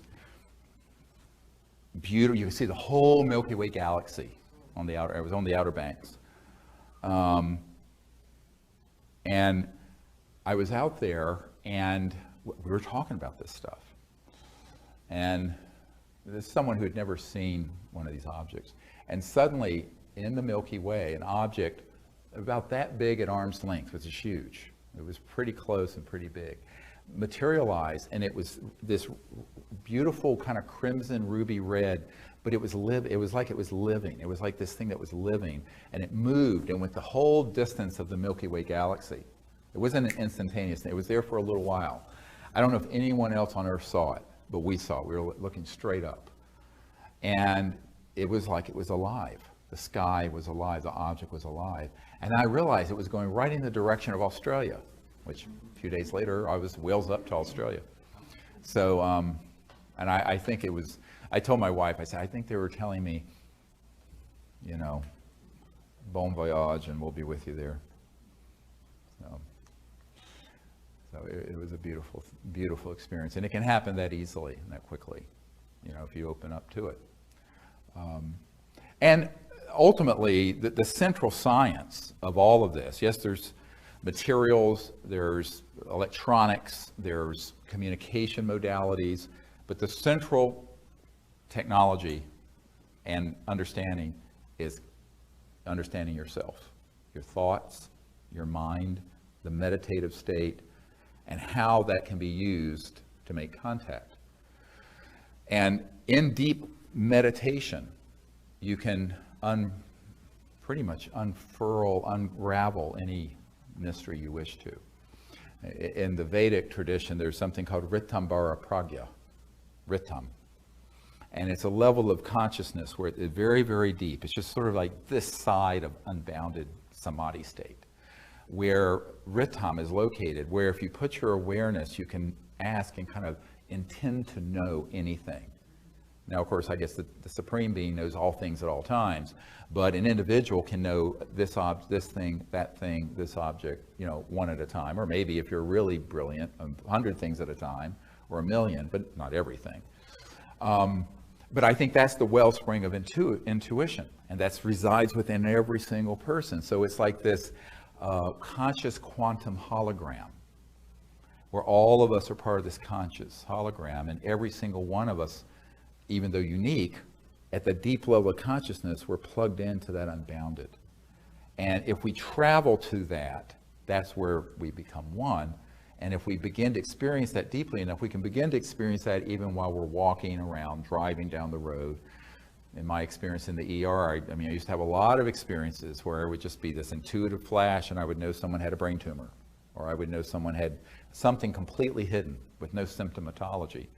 And I would act on it. And the nurses call me a warlock, but they were awesome. In North Carolina, I said, well, these hillbilly nurses were great, but they, but they would say, Dr. Greer's a warlock. And so we would have these experiences. At one time, a man came in, and this is why I encourage people to do this. I don't care if you're an airline pilot, software engineer, a business executive, bus driver, a doctor, whatever you are, if you learn these principles of consciousness and the cities that go with it, these abilities, it will be very valuable in your life.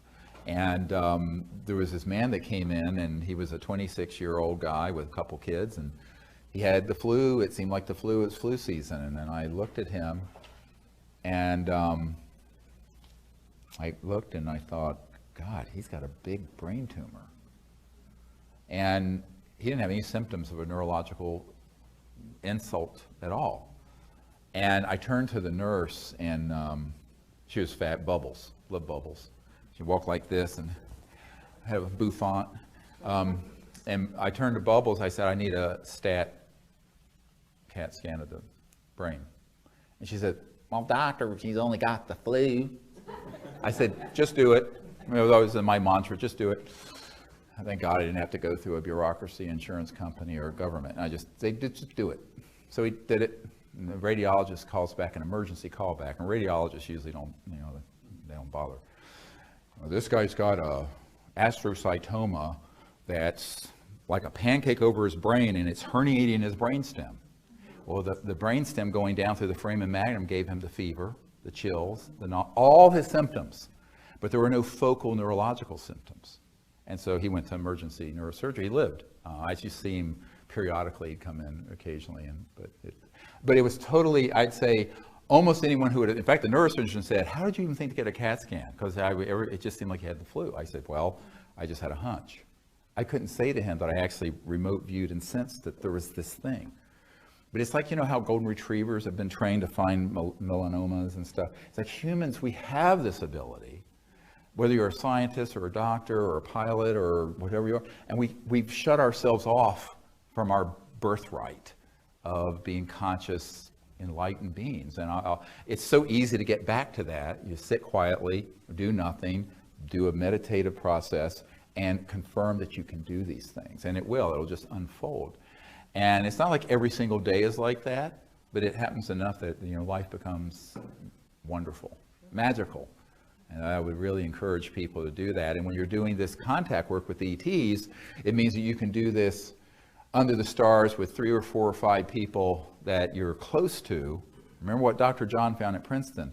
If someone is in a state of unified awareness and are bonded, and they are intending with thought, it has an exponentially greater effect than one person by themselves.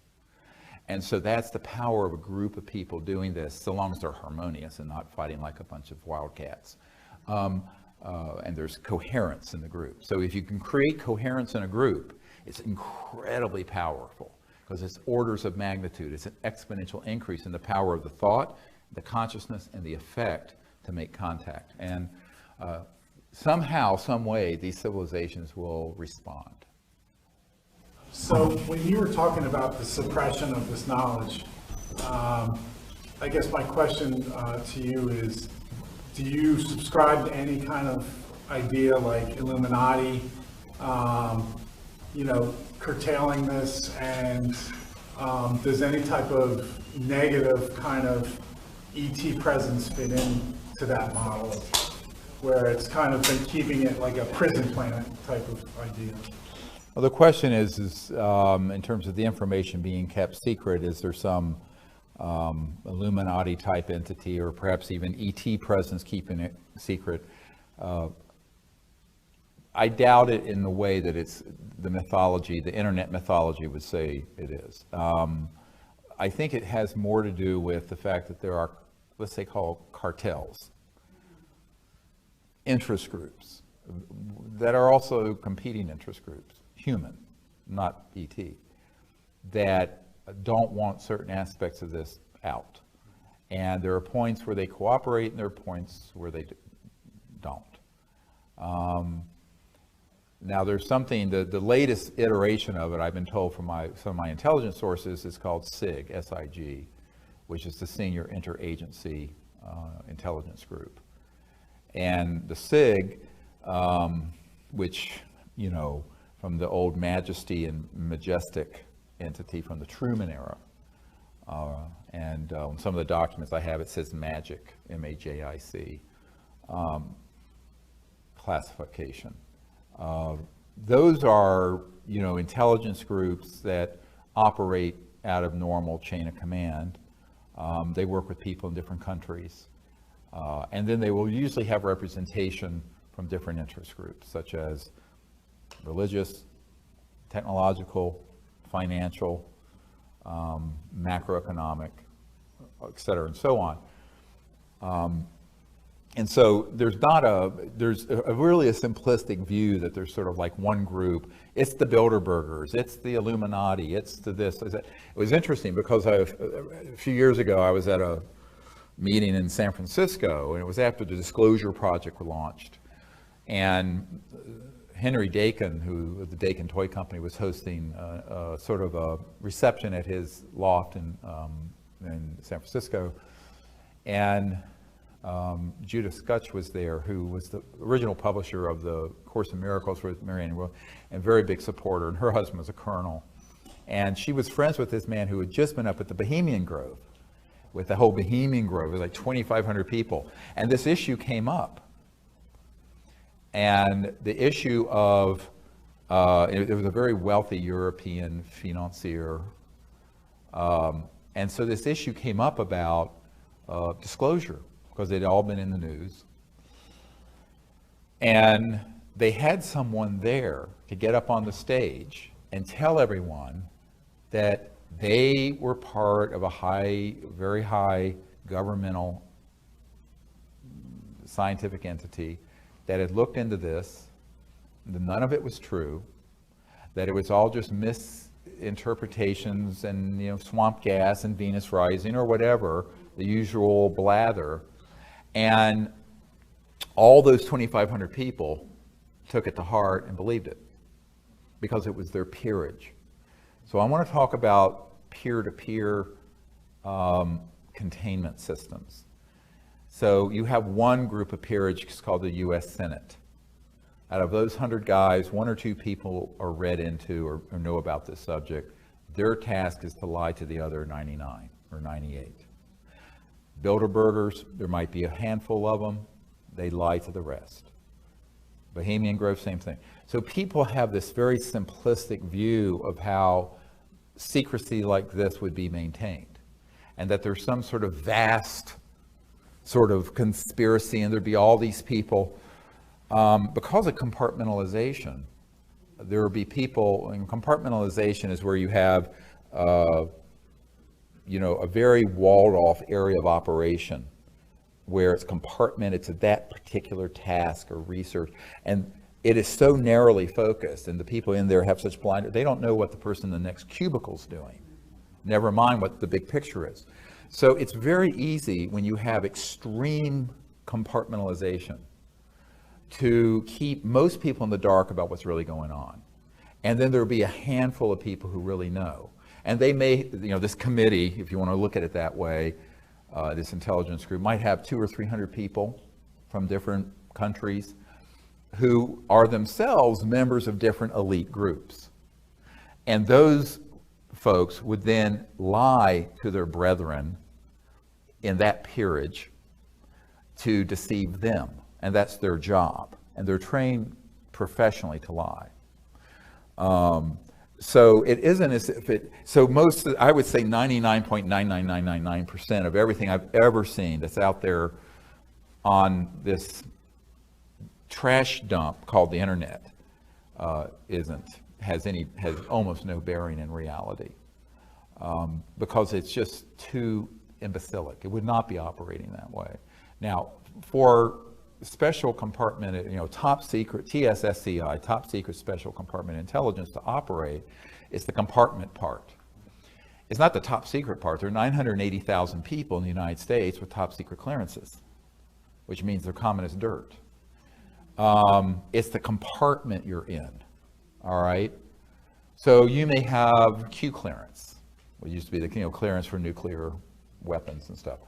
But it doesn't mean that just because you have Q clearance, you have clearance into electromagnetogravitics. In fact, you almost certainly would not. So, and the same thing goes in for corporate. Same thing goes for, it was interesting, I was in San Francisco at another time, and there was a woman who lived in Pacific Heights, the end of Broadway, where all the $100 million mansions, the Getty home and Larry Ellison, all these people live. And she was hosting her neighbors for a salon.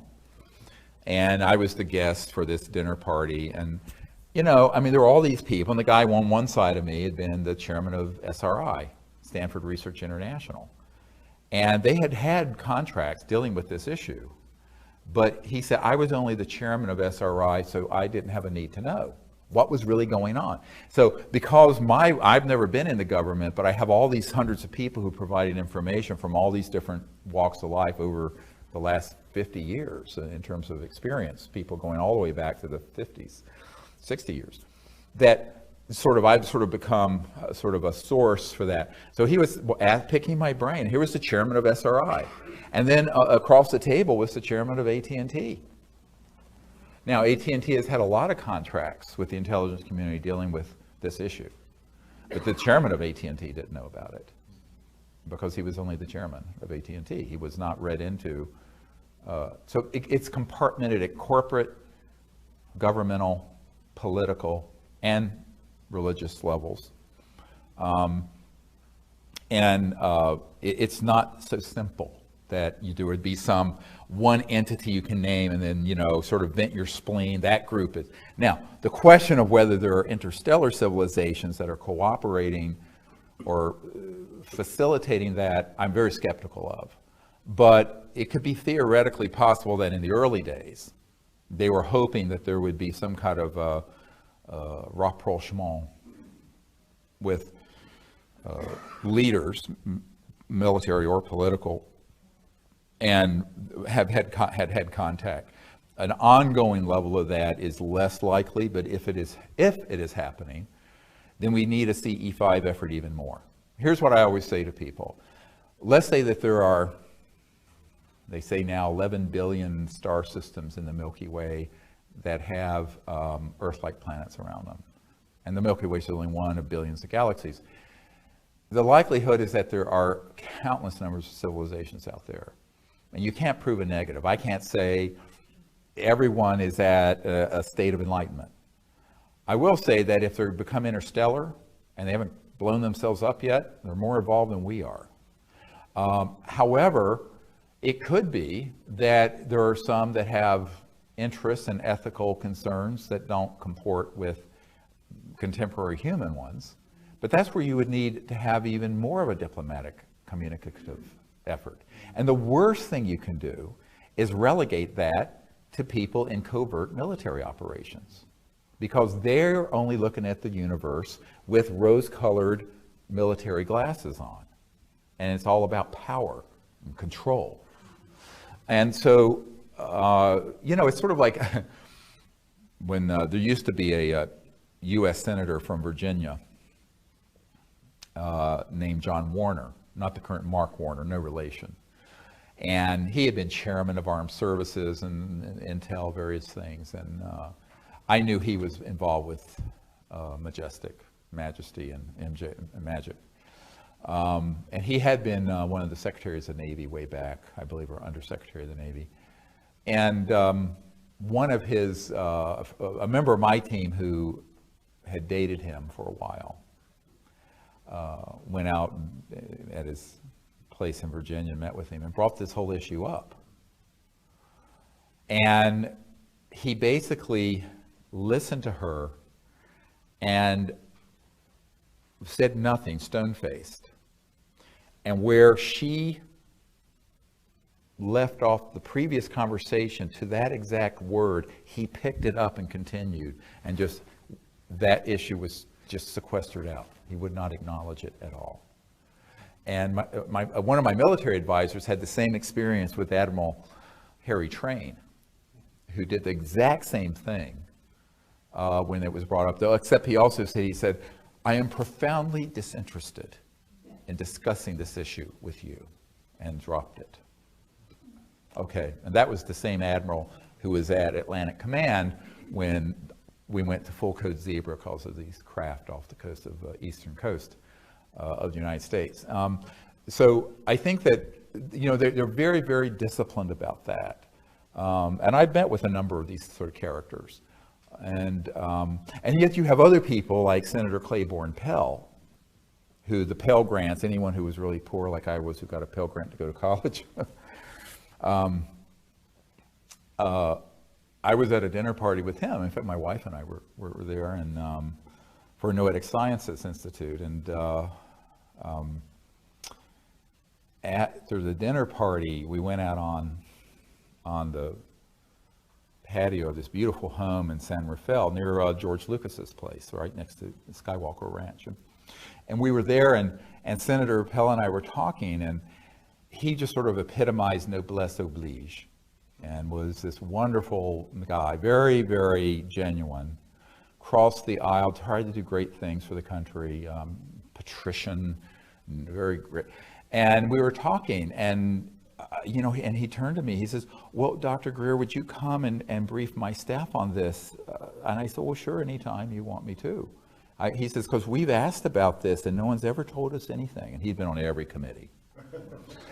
And I was looking at him, and I looked up at the stars, and I looked at him, and I said, you know, you've been deprived of dealing with the ultimate foreign relations issue, and you're the chairman of the Foreign Relations Committee. And I pointed to the stars above my head, and he looked at me through those, you know, horn-rimmed glasses and blinked. He says, well, Dr. Greer, I'm afraid you might be right. I said, well, I am. And it was really a poignant, but really innocent, funny, but sad moment. That here's this guy, you know, had been in Congress or the Senate since the 50s, then been denied any information on this, who would have been a great interstellar diplomat. And instead, the wise, the enlightened, the peace-loving people who should have been handling this got shoved to the side, relegated to the scrap heap of history. And the warmongers and the control freaks and the misanthropic money whores, I have a few other adjectives I'll leave off, kind of took it over, which is what happened. As Eisenhower famously said, beware the military-industrial complex. He was specifically talking about the fact he lost control over this and other issues in 1956 when Nelson Rockefeller, the Rockefeller Commission, Lawrence's brother, Nelson Rockefeller reorganized the Department of Defense and CIA under the Rockefeller Commission in 1956. So no president since 1956 has had, even if they've known about the issue, they have not had operational control over these projects. So it's been an unconstitutional, off the rails for the last almost 60 years. I know that Maharishi University in Fairfield, Iowa, and the David Lynch Foundation put a lot into promoting TM with students and veterans and all kinds of people of all walks. Might they be interested in the CE5 protocols, do you think? Oh yeah, a lot of people in the meditation movements, TM and otherwise, are. And in fact, I've been invited out there. I've never had the time to go, but a lot of people who do meditation and study the physics behind mind, body, and also the science of consciousness fields are very interested in this. What, if anything, they have done with it or would want to do with it, I don't know. It may be a bridge too far because, you know, there's sort of a nexus of disinformation and automatic kook factor that gets associated with anything UFO and ET. And that's been done since the 1950s by the CIA, and it's been very effective. So a lot of people don't want to lose their respectability by touching the UFO issue. That's just true. I mean, it's a psychological warfare is the term used in the CIA document I have from 1953, where they specifically talked about the psychological warfare value of the subject, but also how it could be basically neutralized. And even up to the point of enlisting very renowned scientists on the payroll of the agency, Dr. Donald Menzel, who was this renowned astrophysicist at Harvard. I have a document where it names him, and it says it cannot be known that he's working with us on this because then it would lose all credibility. But he was the person who back in that era, 56, would stand up and debunk all this. And then there was a Professor Condon of the Condon Committee at University of Colorado that was in charge of the Project Blue Book, the Condon Commission, to look into whether Project Blue Book at the Air Force should be continued or shut down. And so he was the chairman of the committee. It was called the Condon Committee, C-O-N-D-O-N. And Professor Condon worked with Dr. Robert Woods, who I mentioned is one of our disclosure witnesses from McDonnell Douglas. And when Dr. Woods kept bringing really hard data cases, Dr. Condon went to the head of McDonnell Douglas, old man McDonald himself, and tried to get Dr. Woods fired. I have all this on videotape, by the way. And eventually, and of course, Dr. Woods was just so shocked that this man who was supposed to be an independent professor looking into this was so biased. After I met with the CIA director in the 90s, I got a tranche of documents that named Dr. Condon as an asset of the CIA. And it's just in black and white. So it's very, very well done from the point of, if you want to be Machiavellian and just twisted. But it is well done, and for the right amount of money or threats or inducements, they can get the cooperation of certain people who have sterling reputations and who can then ridicule or take the subject down. So the problem usually is that by the time I emerged on the scene in the 90s, the CIA already had a 40-year run on top of me of disinformation, ridiculing the subject, being sure that things were covered in the National Enquirer, catapulting to the forefront of the field charlatans and cranks and all kinds of misinformation and disinformation and lunatic conspiracy theories. And so the problem is, it's not like you're climbing Mount Everest not from base camp, but from 20,000 leagues under the sea up to the top of Mount Everest. And that's the problem with a lot of people who privately will express a great deal of interest and publicly would not want to be associated because of the social opprobrium and ridicule attached to the subject. I was just curious, is there a particular ET civilization that's kind of identified themselves to your contact group? I was thinking in terms of like the Phoenix Lights. I know my understanding is that they've attributed that to the Yahyel civilization. So I was just curious if there was a particular civilization that's kind of communicated or identified themselves. She's asking if there's a particular ET civilization that's identified itself for a group. The answer is not one particular, but a number, and a number of different species. And our purpose of our group is interstellar diplomacy and bringing all of them together. See, so what we would want to avoid is a bilateral, unilateral, but bilateral or bipolar cosmos. And you want it to be multilateral, and you want it to be all civilizations, if they're capable of reaching this planet and in fact are here or near or in our solar system or have that capability, we would want to have humans who are on a team who are interested in dialogue, peace, and what I call universal peace. I mean, world peace is like the treaty of, the League of Nations is way too late for just world peace.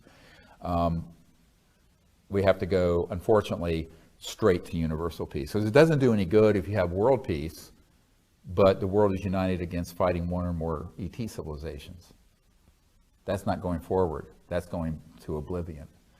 So Hollywood notwithstanding, and the latest Tom Cruise movie notwithstanding, you really cannot enter this subject if you're serious about having a future at all without having a multilateral approach. And so we have had very specific contact experience with different types of species and what have you. And but my view is that over the years, it's many different ones, different appearances, heights, shapes, the whole bit, even in some of the photographs we have. But the point I make to people is that doesn't really matter. That's the external appearance. It's the fact that they're all conscious, sentient, and that what we want to move to is a time of universal peace that involves all these civilizations. Because, you know, you cannot go into, if we're going to leave the sort of the last era behind, the era of division and fighting and warfare, which has been the primary organizing principle of this planet for the last few thousand years, both financially and institutionally, has been war, still is. It's still the biggest industry, you know, it's trillions.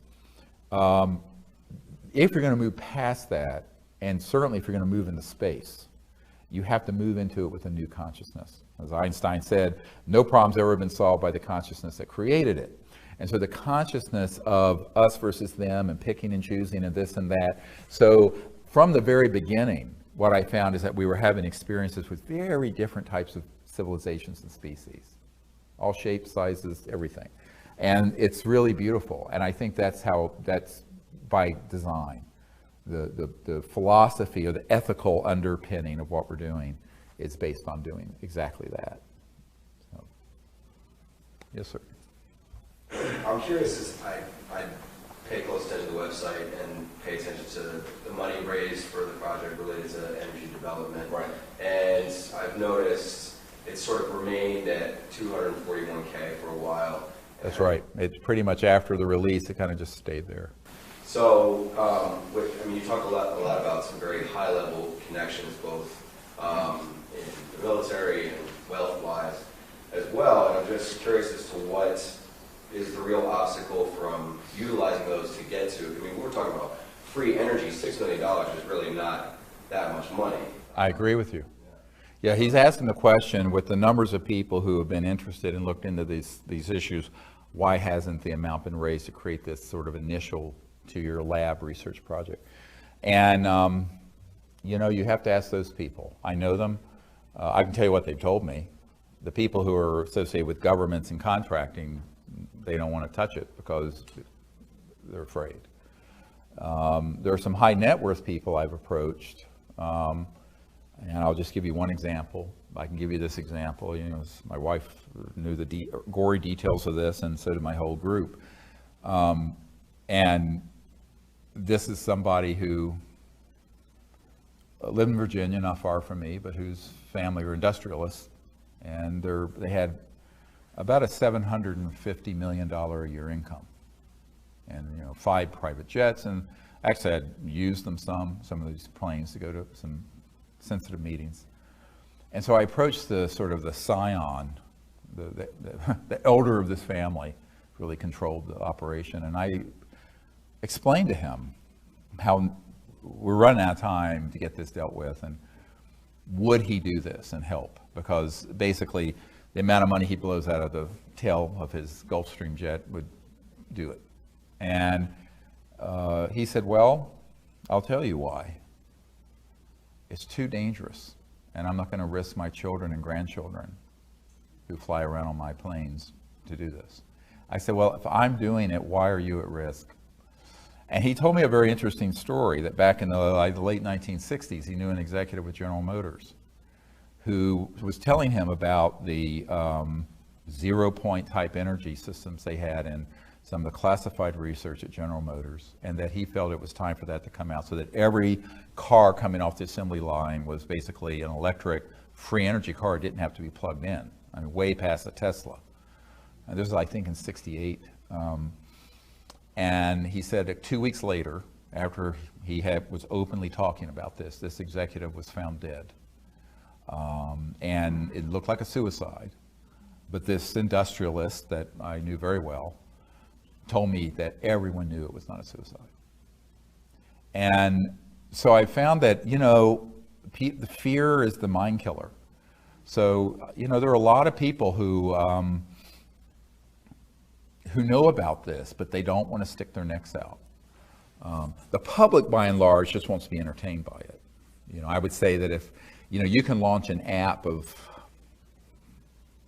kitty cats playing pianos and probably pull in $10 million in a month or something. What is it, Candy Crush, or some of these idiotic apps and video games.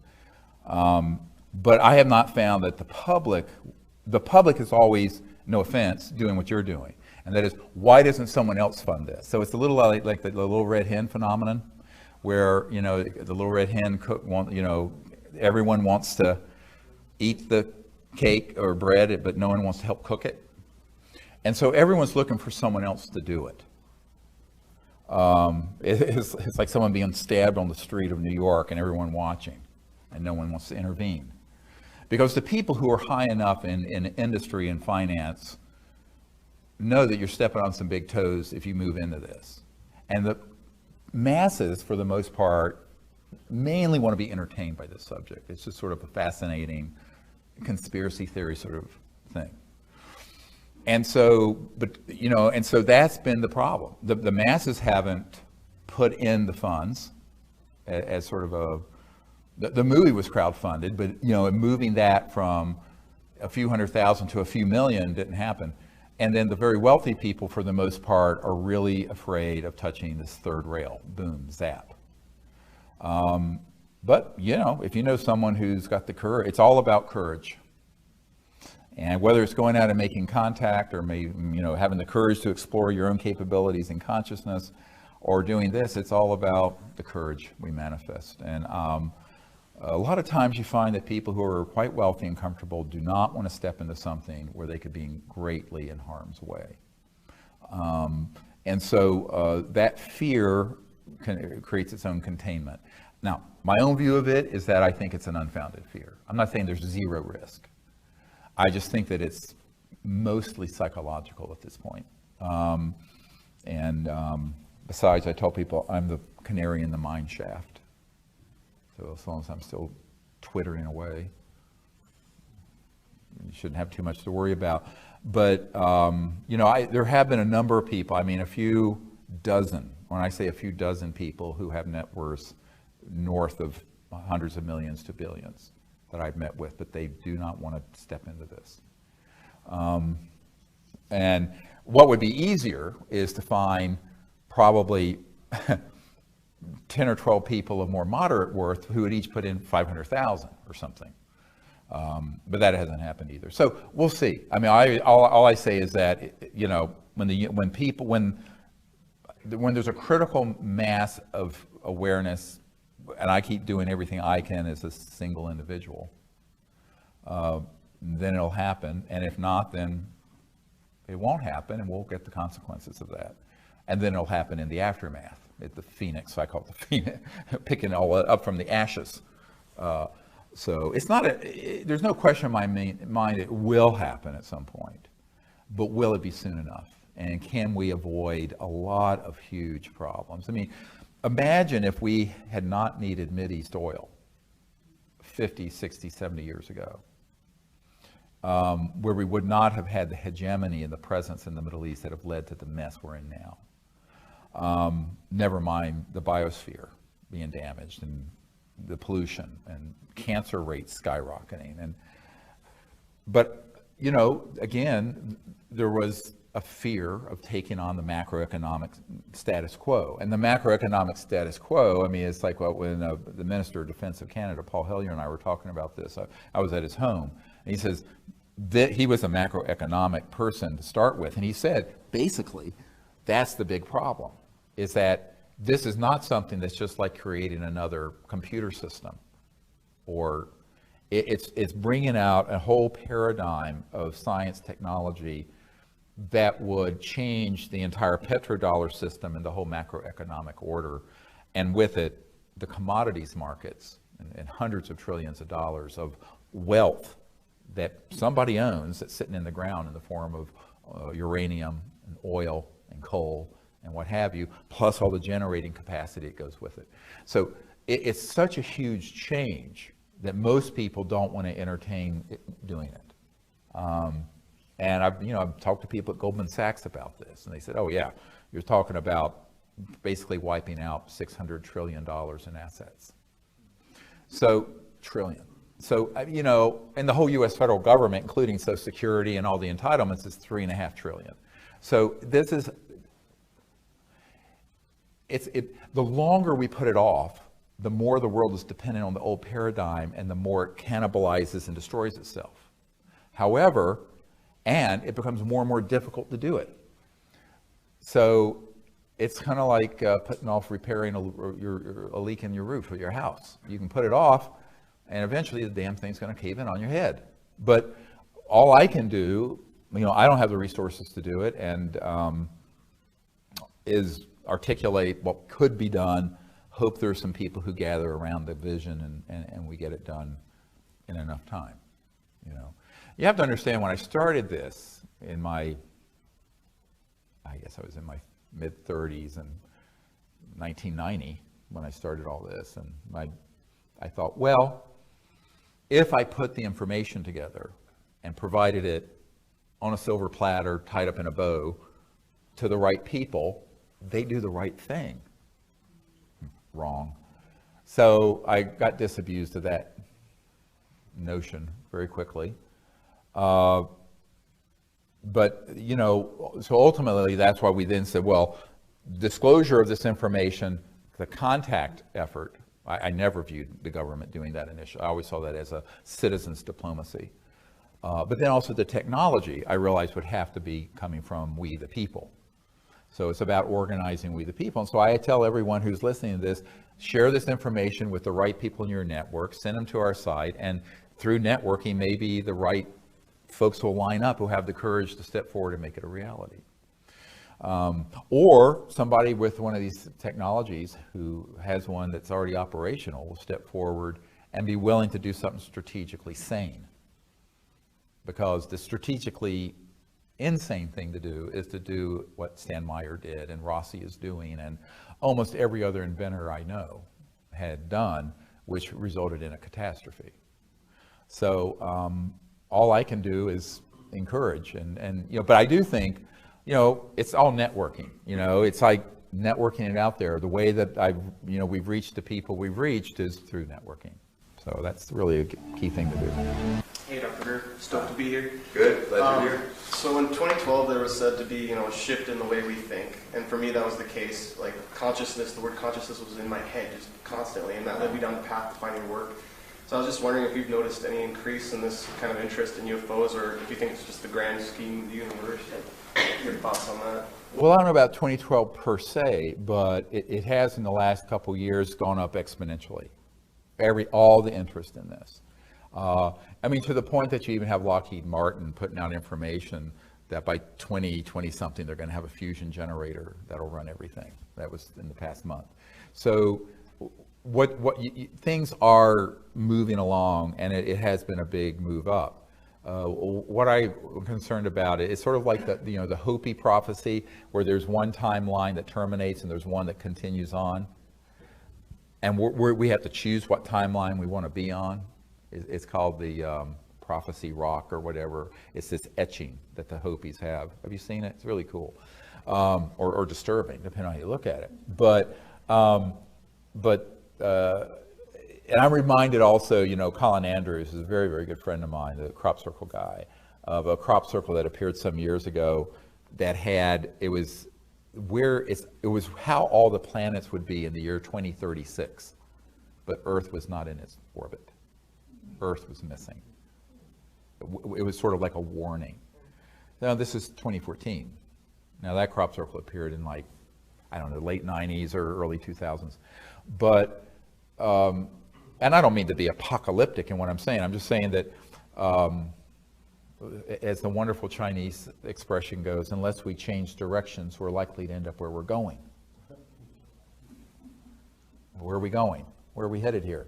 So I think that's one of the really important things to realize, and it can happen very, very quickly.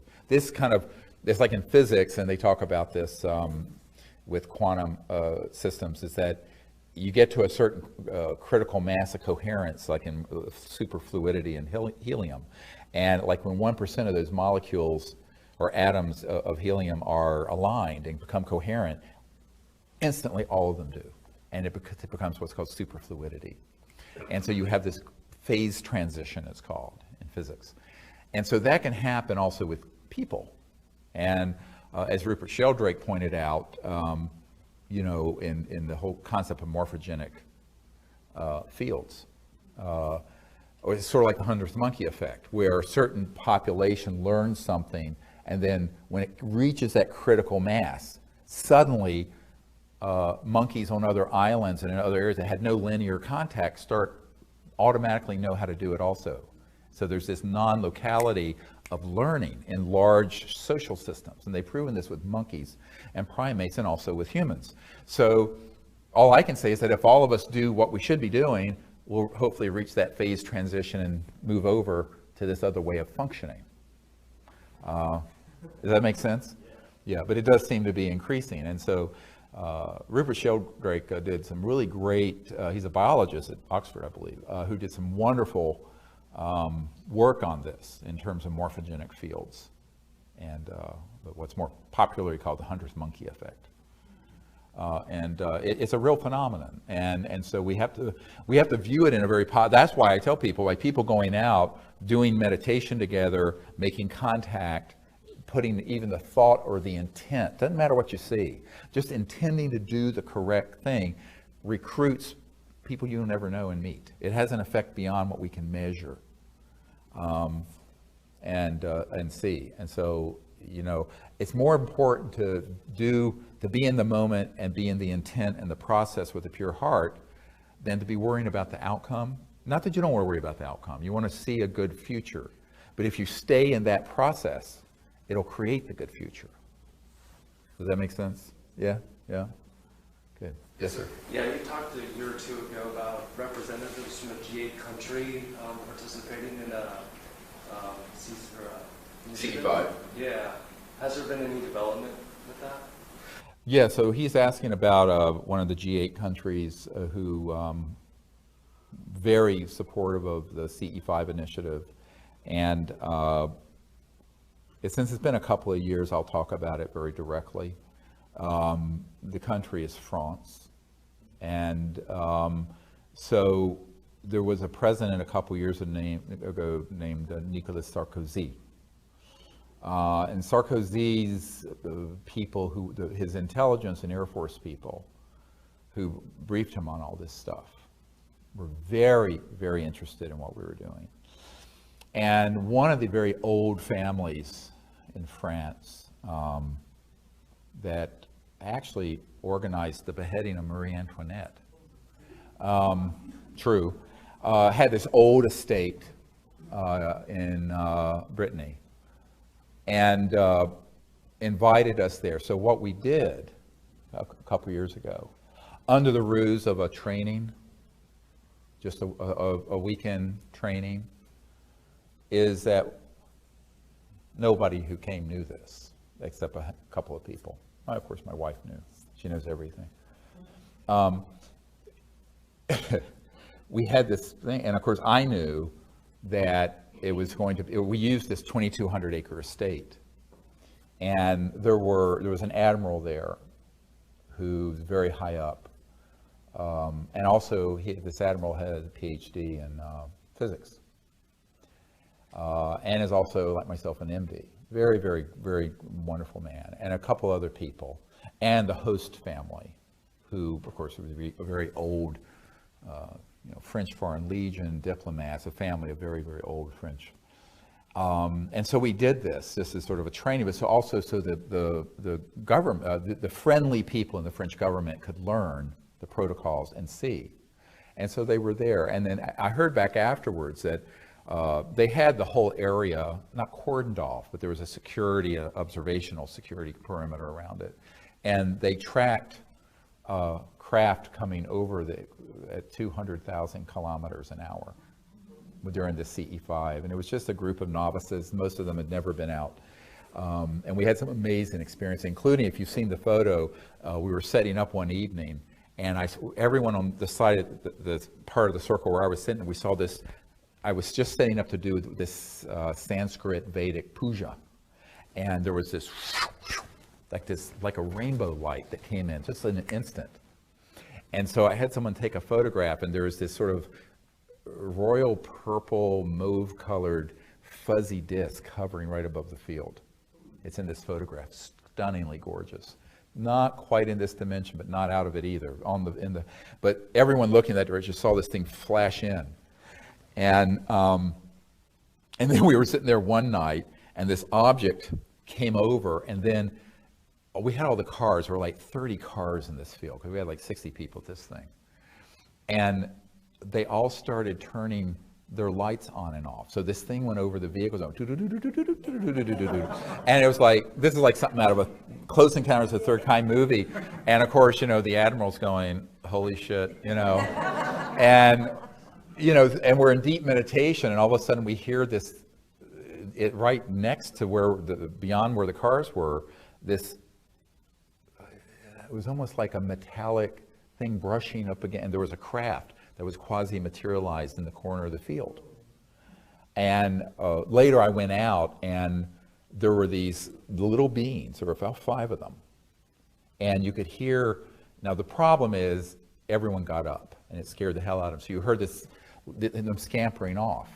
And so they scampered off and then dematerialized in thin air. Sort of like that one that was in the crop circle a couple years ago, where they saw the feet, and the police saw this tall, luminous white being that was fully materialized, and the police got out and chased it, and the footprint, and it just disappeared into the field in thin air. You know that case? Oh, well, I was right there when that happened. Yeah, it's near Silbury Hill. Anyway, these expeditions are awesome. You want to come on them, you should come. But the point is that, so they were very, very interested. Now, from there, in terms of bureaucracy, there, like in any government, there are people who are part of this MAGIC or Majesty group. Majestic has different acronyms. Now it's called SIG, Senior Interagency Group, Intelligence Group. Some were friendly, some were not friendly. And when you're talking about a government moving off the dime on this openly, it's very difficult. But it's again, it's an iterative learning process. And so the way I view it is that, you know, see one, do one, teach one. You demonstrate it, and then hopefully, and I know that they're learning, and probably they're practicing it. Now, the ethical construct and the philosophical underpinning of it is that it has to be done within the context of universal peace. It cannot be done within the context of one national entity vaulting itself over another, et cetera. But I know that, you know, this is not going to be able to be done through the UN, because we tried that, you know, back when Boutros Boutros-Ghali was UN Secretary General, and they were very interested. And his wife came to one of the salons I held in New York, and then the Secretary General after him, Kofi Annan, when we did Disclosure Project, originally they had committed to hold the Disclosure Project event at the Secretariat of the United Nations. But some folks came in with an all-access pass and essentially threatened to pull funding out of the UN on behalf of a certain number of countries, and it would have destroyed the UN. And I was called directly by an ambassador who is attached to the UN Secretary General saying, we wish you well, we support what you're doing, but we cannot do it at the UN. And that's why it was held here at the National Press Club. I have not told that story much. So, you know, I mean, you look over the last 10, 15 years, there have been a lot of initiatives from the starts and stops from various governments. And so, yeah, there's a lot of interest, but it's sort of like, you know, that old saying, everyone wants to be first to be second. No, you know, there's a hesitancy to stick your neck out too far on something very controversial, as I mentioned earlier, but also on something that has not just a social opprobrium, but where there's some very powerful people who are not afraid of using their power in retribution against an entity that would do it. And this is why I tell people the best, you know, to me, the clearest path forward for contact, disclosure, and bringing these technologies out are the people, masses of people doing it. Large corporations, the very rich, governments, you don't want to be prejudicial against them, which is why I'm, like last year, I was happy to go to Australia and meet with all these folks. But you don't expect, you have limited expectations. You hope they do the right thing. But what I learned starting back in the Clinton years is that everyone wants to know about this stuff. Very few people want to do anything about it. So knowing about it and doing something about it are two totally separate things. And all we can do, I think each of us can do, is to provide the information, the knowledge, the vision, and let that gather amongst the populace and also with world leaders and other people and see where it goes. And I have a very, not detached, but a very realistic philosophy about that. And, you know, many people have said, well, you know, when is disclosure going to happen? I said, well, we did it already. And people think I'm joking. I said, no, when we started this, only about a quarter or a third of the people felt this was real. Now it's 50-some%. Last year, the Marist poll said that 43% of Americans think that we're currently being visited by interstellar extraterrestrial beings. It's a huge number. So I say, in terms of the public, it's kind of there. In terms of officialdom and what I call the hidebound inborn elite, the sort of inbred elite of the world, there's, you know, that's a harder thing to get through. And no smart part because of both power politics, but also more easily, as this one Air Force witness told me, he says, the real way this has been kept secret is just sheer ridicule. The subject, you know, you really don't have to do or say anything. It hides itself because people don't want to be laughed at.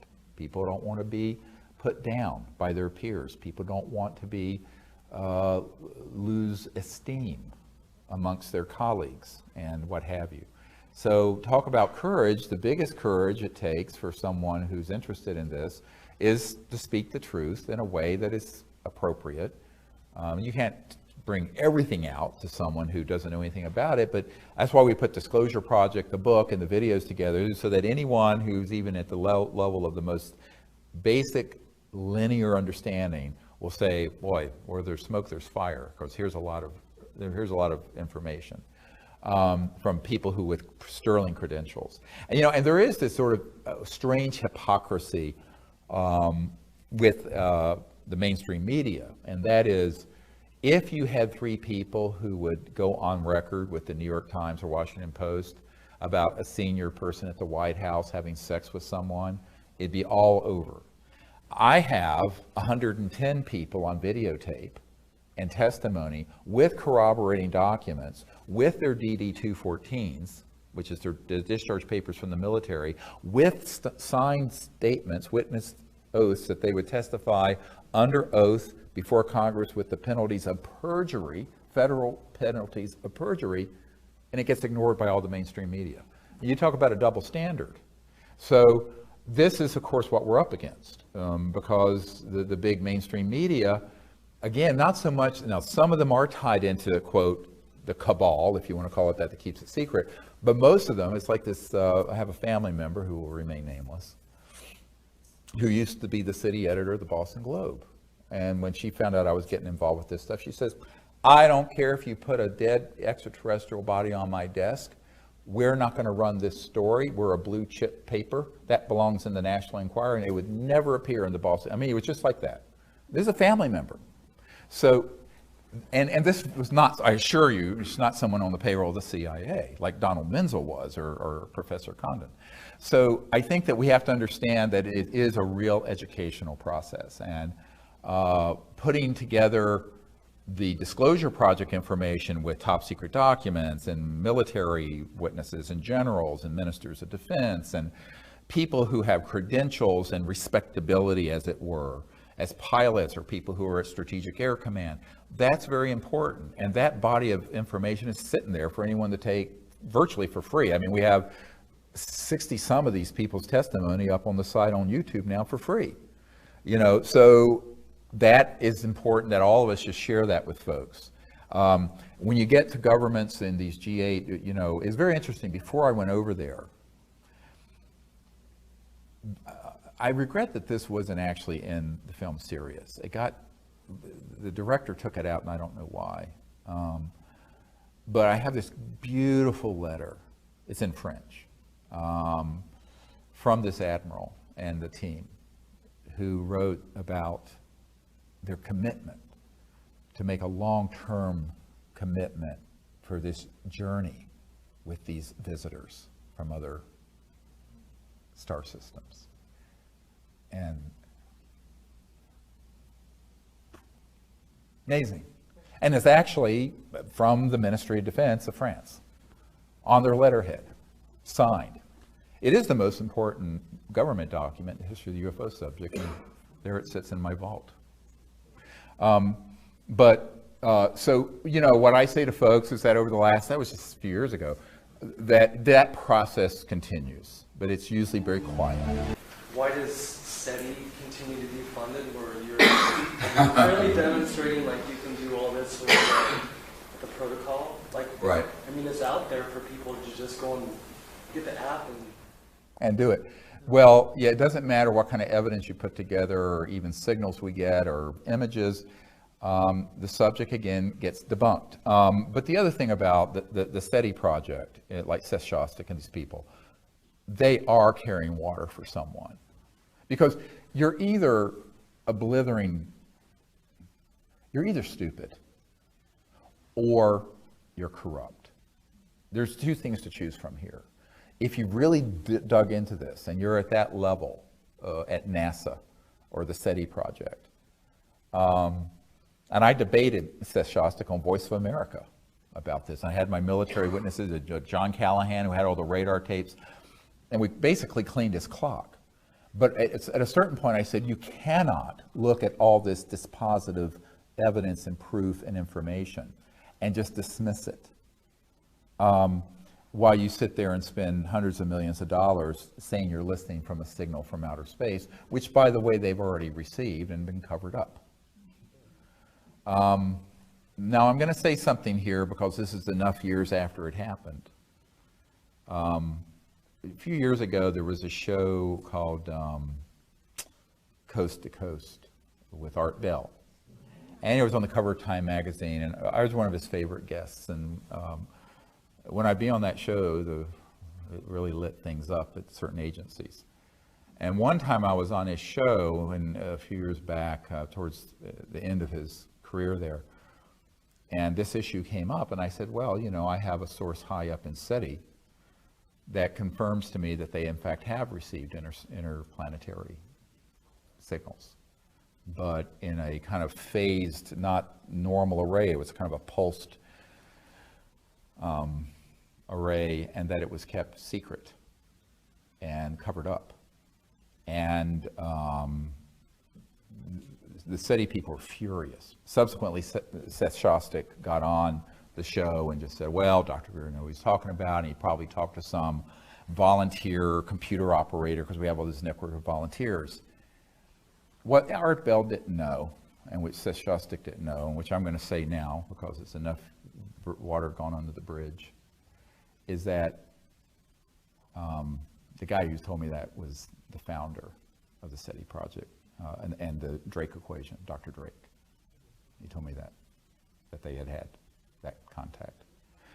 Moreover, a man who had been one of Carl Sagan's best friends, the best man at his wedding, confirmed it. And he had been present when the WOW signal came in at Harvard.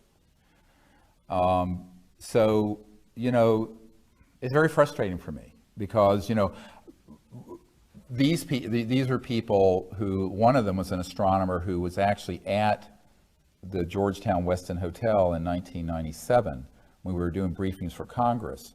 But his presence there resulted in him being in contact, because he used to be the editor of Sky and Telescope magazine and Astronomy magazine, and had worked with Carl Sagan, all these people. And he said, he contacted my wife and me after that, and he says, you know, I've been told that if I don't back off of this, I will never have a working position again. And I got kids in college. So he, wonderful man, wished us all the best and left. So that's how it works. And, you know, I mean, I gave up my medical career. I mean, people say, oh my God, I say I gave up $500 and some $1,000 a year to be doing this for nada. But most people who are in a situation like that, who's an academic and what have you, unless they're independently wealthy, they really can't turn to the people who are hiring them as an editor or a professor and say, bug off. And so this brilliant scientist who had all this information, who started to come out, he never went public, but at the meeting with the members of Congress and these other initial witnesses we had in '97, when I was still trying to get the White House and Congress to do disclosure so I wouldn't have to do it in 2001, right before 9/11, he was at that meeting. But even being kind of out on this subject that much caused him to be contacted and be told, don't, stop it, or your career is over. He says, and it was made very clear to him, you will never work again. No one will hire you. So, there are a lot of people like that. And so there is this, it's not so much some sort of Illuminati, it's this oppressive condemnation of the subject, along with abuse of power. I mean, it's quite illegal for the CIA to be infiltrating an alleged independent Air Force investigation at the University of Colorado and put someone on their payroll to prejudice the jury and kill the report on this subject in 1969, whenever that happened, when the CIA is barred from having any domestic activities. I mean, this is illegal. Go read the law. And it's also, however, why I've told people this is why everything we're doing is legal. Very different from, say, Edward Snowden, who was disclosing information that the president knew about and certain members of the Senate Select Committee on Intelligence knew about and the House Intelligence Committee knew about. The stuff I'm disclosing are things that the president is being lied to. The head of Intelligence Joint Staff, who I briefed, Admiral Wilson, was lied to. The head of the Defense Intelligence Agency was lied to. A sitting CIA director was lied to. Chairman of key committees that I met with, senators and House, were lied to. I can prove that in a court of law. A priori, those projects are illegal, and I have declared them rogue and illegal, and therefore they cannot touch us. And that's the difference. I want to make this a very clear point. There's a big difference between disclosing something that's being kept secret, even if it's wrong. I'm not saying that what Snowden disclosed was right or wrong. He probably did a service in the long run, but that was being overseen by the appropriate governmental elected and appointed officials. And something like this that has no constitutional oversight and is a complete criminal operation and rogue.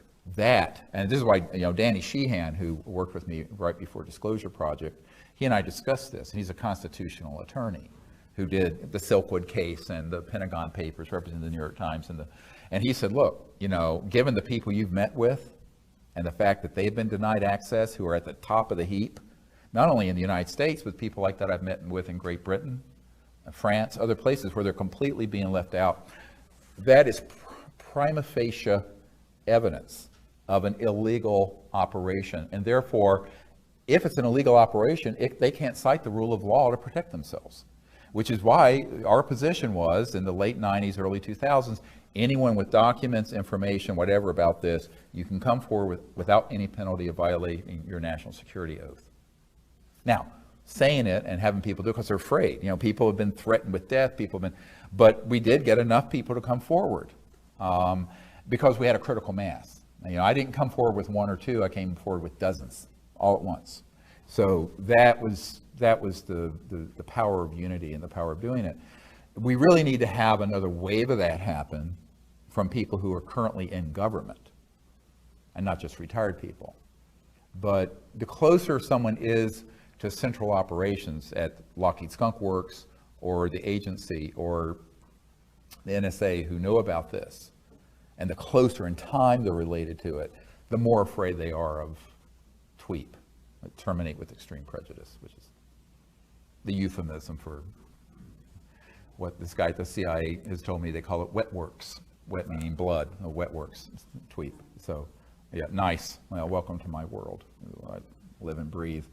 And that's why a lot of these people are very afraid if they're really currently in current operations. It's not that they don't understand the legal principle I just articulated. In other countries, it's a minor version of the same thing. So say in France, you have friendly people, just like there are here, very interested in actually trying to do something, but then there'll be others who are in a compartmented operation tied into this international group that maintains secrecy, and at a certain point they will be threatened. And that's what happened. We actually had, I was contacted by these people in France and said, you know, an official in the United States contacted the ambassador from France to the United States and said, what the hell are you think you're doing? After I got this document from the Ministry of Defense and this big outline of all the studies they wanted to do post-contact, biological, technological, the whole bit. It's this amazing document I have. And it's just like, it's like, curl your hair. What little hair I have left would be curled. But when I read it, I went, wow, I can't believe I got this from a sitting government. But they got contacted, and basically they came to some kind of a truce where they said, well, you can do this with Dr. Greer so long as you stay on French soil. Do not try to do it anywhere else. They said, fine, fine, fine. So that's why we did it there. Stephen Bassett right now is doing a big push. He turned over a bunch of documentation to Congress, and he's asking the people to contact their congressman to have a public push for disclosure. How, in your opinion, what is going to be the best method to bring about disclosure, and how close are we to it? Well, as I mentioned, we've already done disclosure. The majority of people know this stuff is real. I'm talking about the masses. If you do any poll, more people believe this stuff is real than have voted for any president in our lifetime. The question is whether there will be official disclosure. So let's make two distinctions. Disclosure by what we're doing as a grassroots entity versus some authority figure up on Capitol Hill or at the 1600 Pennsylvania Avenue or at the UN doing it. The latter is unlikely. I already sowed that a long time ago. We had tens of thousands of people faxing and writing to their members of Congress after the initial disclosure project, because I was the father of the whole global disclosure movement. And then, of course, 9/11 happened, which moved it off everyone's radar screen. My own sense is that the best way we're going to have more disclosure is to have thousands of people doing and making open contact, where it becomes something you cannot stop. The intelligence community cannot put that genie back in the bottle. And secondly, more people coming forward who are whistleblowers or insiders with documents and evidence. The likelihood that any committee of the Congress or anyone at the White House will do this is, I think, very, very low. I don't care how many people write them. I'm not saying that we shouldn't encourage them. It's their responsibility. But I'm just saying I've already done that over the last 20 years very, very thoroughly. And a lot of people involved with disclosure now actually have never had sit-down meetings with current members of administrations in Congress. I have. And what you hear from them is that, yes, this is wonderful, but let someone else do it. I'll never forget meeting with a senator, Senator Dick Bryan, who was from Nevada, whose home state has Nellis Air Force Base in Area 51, as the public calls it. Pahut Mesa, S4, S9, S12, all the top secret underground facilities. And he and I met at McCarran Airport in what looked like a janitor's closet, and it was just a room, and you're taken there in a cart, and the door opens, and it's this gorgeous conference room for VIPs. This is how things are done, by the way. And things really happen this way, although it'd make a great movie. So we go in there, and I start talking to this guy, and he says, yes, he says, he's Senate Intelligence Committee. He says, but this has never been brought to my attention. And I said, well, yes, that's why I'm meeting with you. I think I need someone like you to head up bringing it to the attention and holding a hearing. And and his chief of staff was there, literally dropped, he was reading the Wall Street Journal, dropped the paper in his lap. And the senator said, I don't think I really can do that. But have you talked to, so in other words, Kissinger called this the hottest potato in the cosmos. So this issue. And so basically I want to pass it to someone else. So he gave me the name of someone else.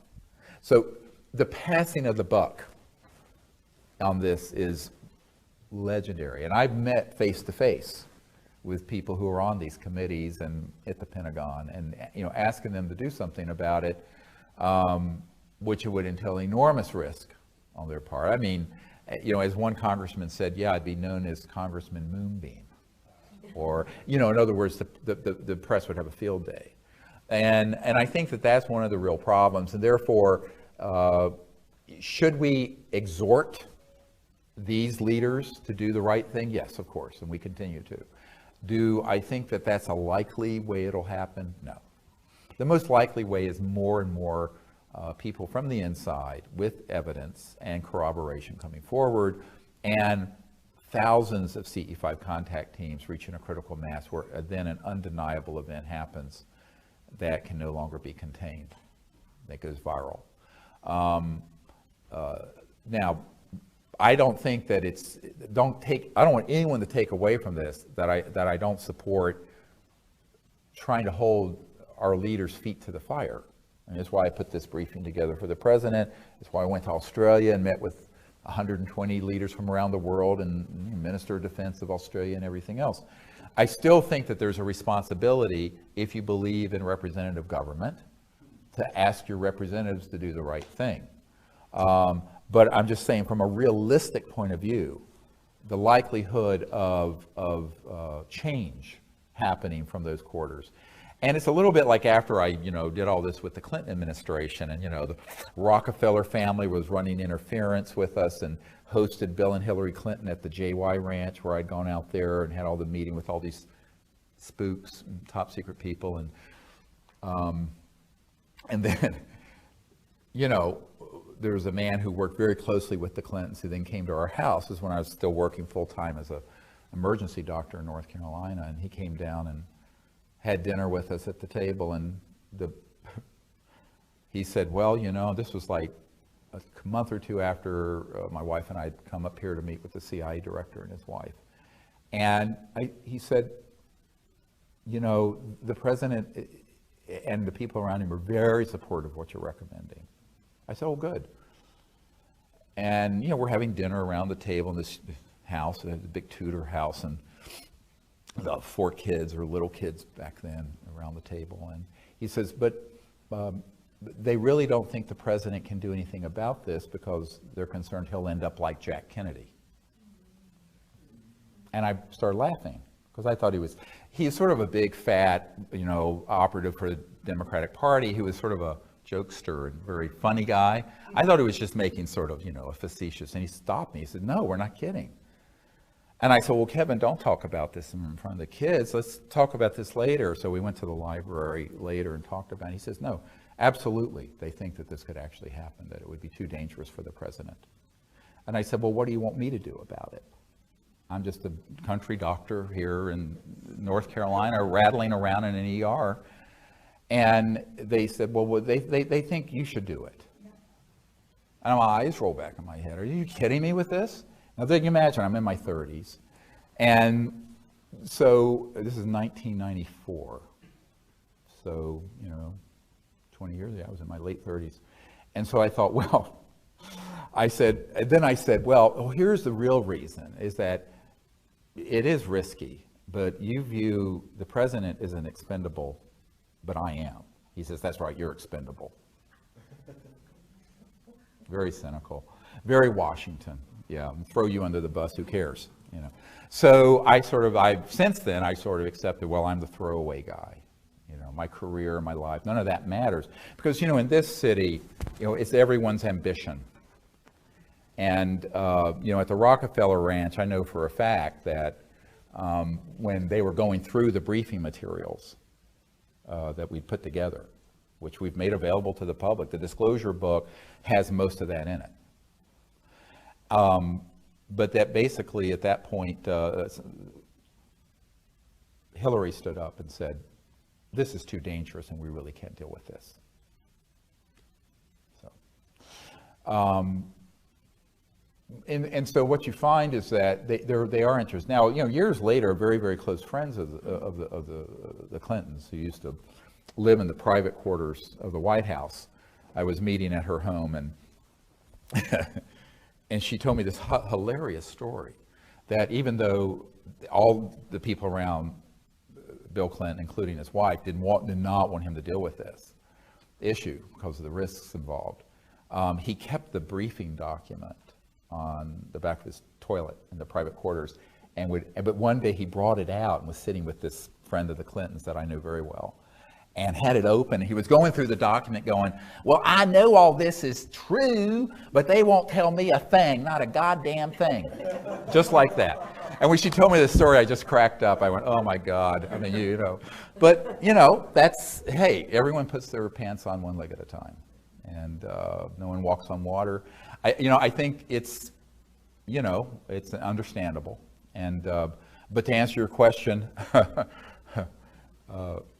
we continue to do what you're talking about, but at authentic levels. I don't want to say anything disparaging about anyone, but at authentic levels, because we have, the access to those sort of folks. But where I think the action is grassroots. I think it's the action with disclosures with the people, more people coming forward who are whistleblowers. I think it's with CE5 teams reaching a critical mass, a morphogenic field around the planet that then brings this to the next level. And with the energy, the same thing. The technology is the same thing. And in a way, perhaps that's how it should be. If you look at human history, no big, really quantum leap or big leap forward in human history has ever come out of the centers of power. Ever. It's always come from something in left field, something unexpected, bottom up. It's never come from the centers of power, because power corrupts and absolute power corrupts absolutely. So the people who are in those systems, by definition, are trapped in the mechanism of their devices, you see. And so in a sense, we're more liberated. I'll never forget in 1992, the former head of Army intelligence pulled me aside at a meeting, and after we were in Florida and we were doing the CE5 work, and there were 40 people on the beach, and that's when you've seen the video. The guy goes, holy damn hot shit, and there were 4 of these ET. Okay, you've all seen that. It was very bad camera, and we didn't have night scopes back then, but they were really quite close. You can't tell it from the camera. And that made its way over to the CIA and to this guy who had been the head of Army intelligence, who was doing covert stuff as a private contractor. And he was a general. And one of their best friends, and there was an NSA guy there also, National Security Agency guy, and they were really concerned about what we were doing, very unhappy, because he basically said, you have no business doing this. I said, well, I'm going to do it anyway. That's how I am, I'm nice until I'm not nice, and I'm probably going to run you over. But anyway, and I just said, look, I'm not doing this as a civilian, and I haven't signed a security oath to anyone but my conscience and God and the humanity. So buzz off, none of your business. But what was interesting, one of their friends who was at this conference pulled me aside later, and I want you to think about this and take it into your own soul, and said, they act like they're angry at you, but they're actually really jealous. And I said, what do you mean jealous? And is the head of Army intelligence, this is NSA. They said, yes, but she said, this was a countess from Europe, a member of royal family. And she said, you're free to do anything you want. And you can do these wonderful things. They are not free. They are in a system where they know that they are on a leash, and they are controlled, and they are in a black box. And they really are jealous of you. So don't give this kind of power more than you should to these entities. You guys, all of us, have such freedom because we're not part of that corrupt system. That's the power we have, because we're not part of a corrupt system, either economically or politically or institutionally, that restrains what we want to do, which is make contact, disclose the information, bring out these technologies. So we have this freedom to operate that people who are in the system at the Pentagon and the agency and the White House and Congress really find they don't have. So it's a beautiful thought that, you know, thank God I've been offered to be pulled into that system and turned it down. Because I will not sign a security oath, by the way. All these meetings I've had, CIA director, head of the Defense Intelligence Agency, members of the Senate, head of intelligence joint staff, J2, they've all been without me signing anything regarding secrecy. And if someone says, we want you to, I will not go. I said, no, I'm head of the disclosure project. Nashville?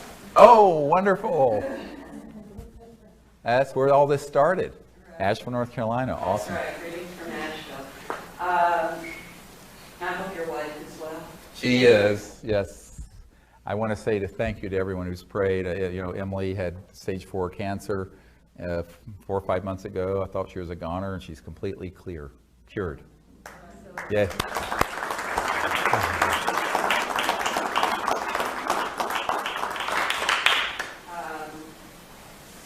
Your frustration must be unbelievable because I know how I feel. Back in 1974, I had a pretty close encounter with a very real, very large, very metallic object, about 40 feet in diameter and about 50 feet above my head. Yeah, it was frightening. I wasn't alone. There were 3 other people there. I was in Great Barrington National Forest in the middle of nowhere. Where is that?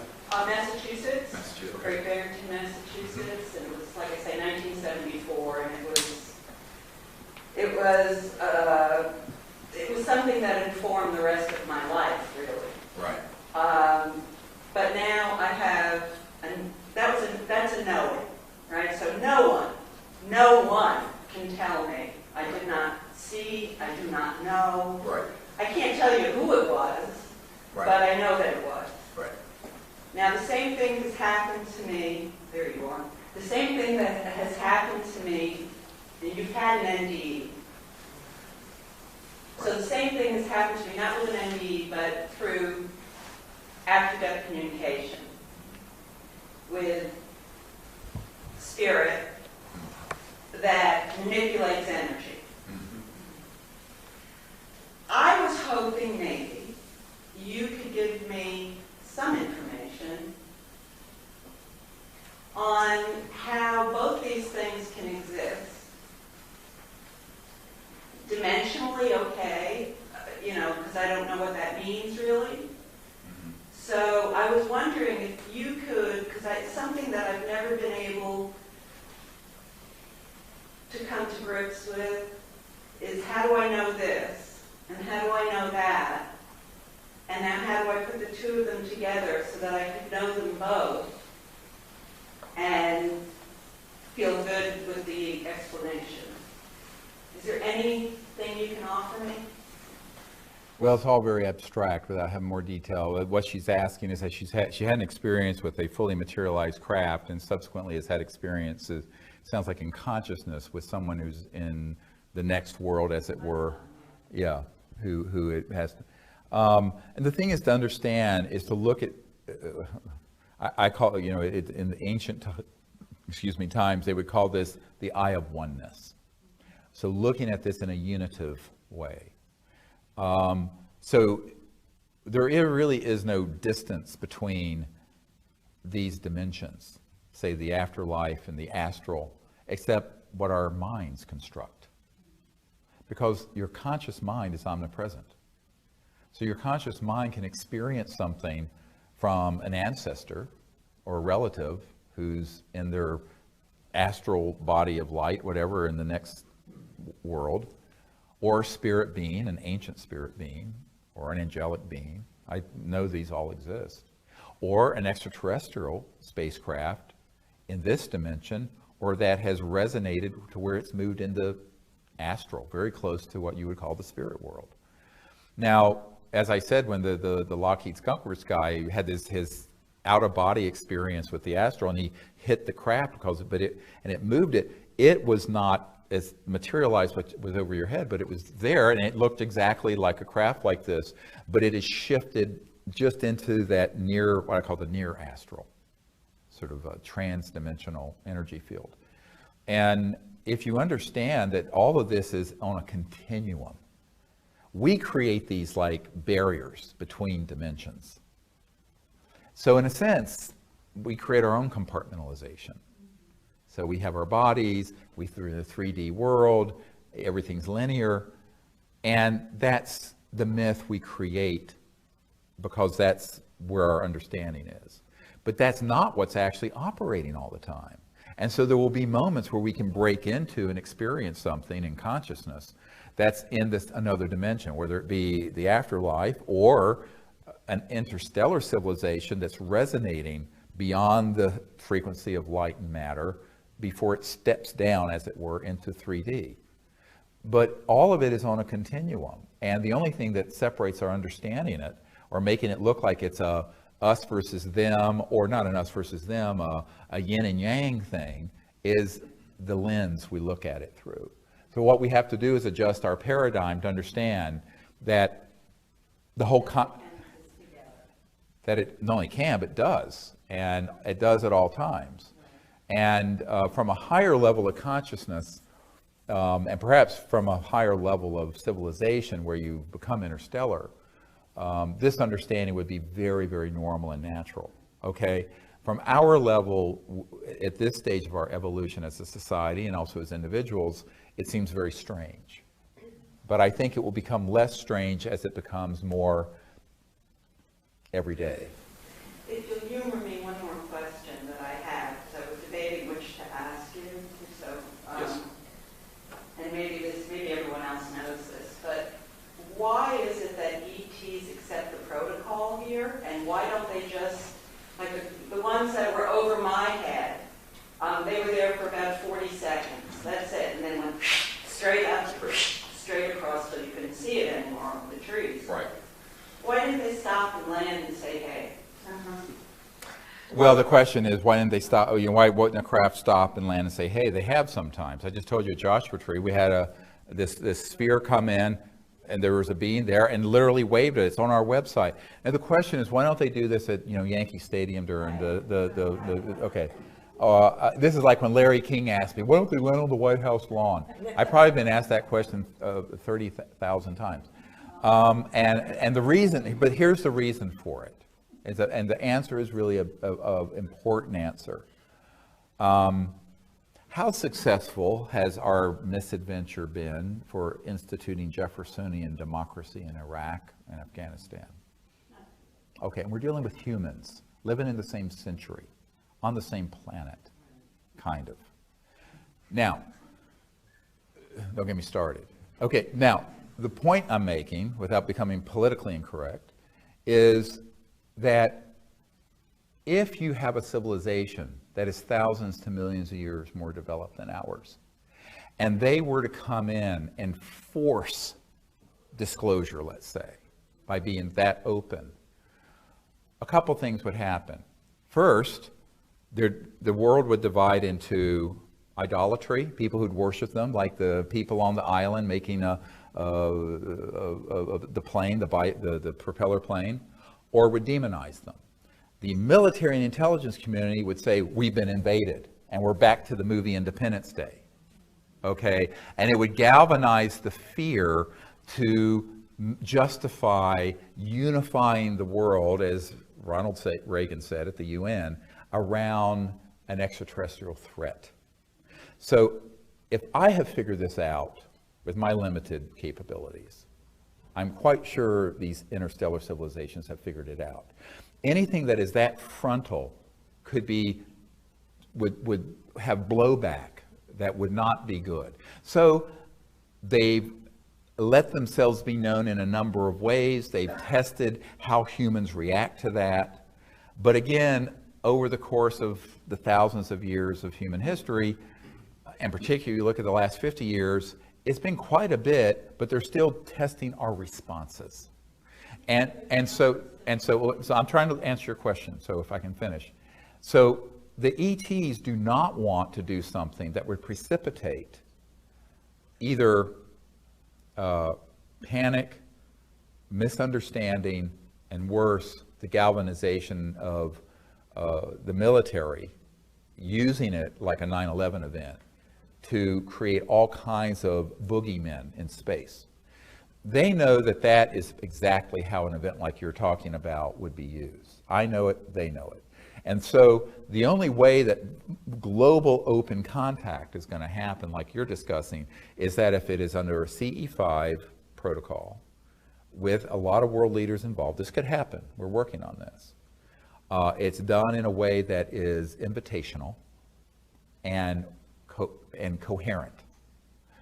If it happens the other way, it could be something that would have a lot of bad consequences that are unintended to most people.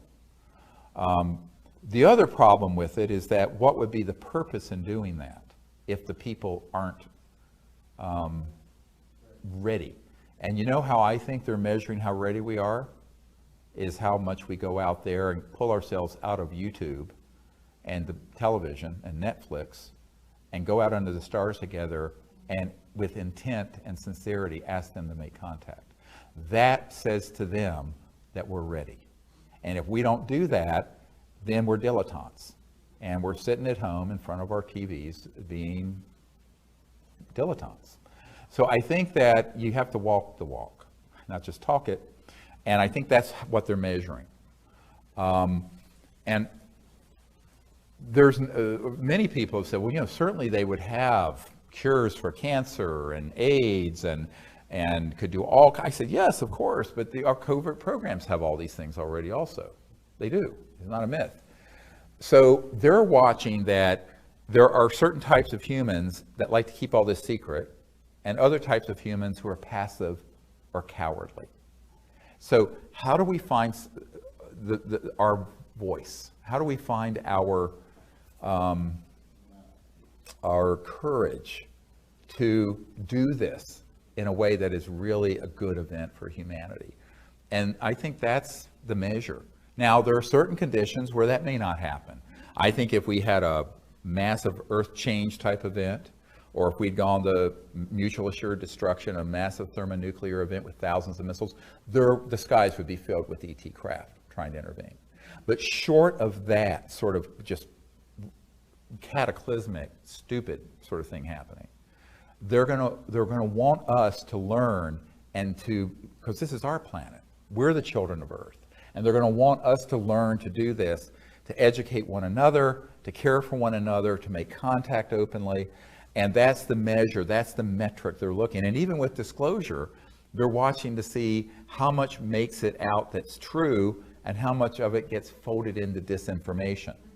You know, if you read the paper I wrote, When Disclosure Serves Secrecy, if you haven't read it, you should. It's on the website. Where disclosure information and evidence gets folded into the whole fear-mongering that is the stock and trade of the UFO subculture. So I think we have to be aware that this is being monitored by these civilizations who I'm sure work together. There's no question about it. I mean, if we have coalitions and we work together as dysfunctional as humans are, you can be assured that interstellar civilizations work together with infinite more coherence than we do. That this is being measured and observed, and there are certain metrics that I think they're looking at. How mass society, media, and political establishments react, how military reacts, how the public reacts, but also what are the people doing? And you know, having been in the kind of the center of this for 25 years now, 2015 will be the 25th year since I founded all this. What I feel over and over again is that the real action is with each individual person and then coming together and making this wave happen. And I think that for that reason, a forced disclosure by the ETs or an event happening from on high on Capitol Hill or the president, those are the two least likely ways. And this other path, it just involves more effort and work, but that's part of the lesson. You know, Earth is a schoolhouse floating through space. And we're here to learn certain lessons about self-realization, but also self-actualization and creating a new world. And I think that's really why we're here together at this time. Well, we're out of time. Thank you so much for being here, and stay in touch. Hope to see you.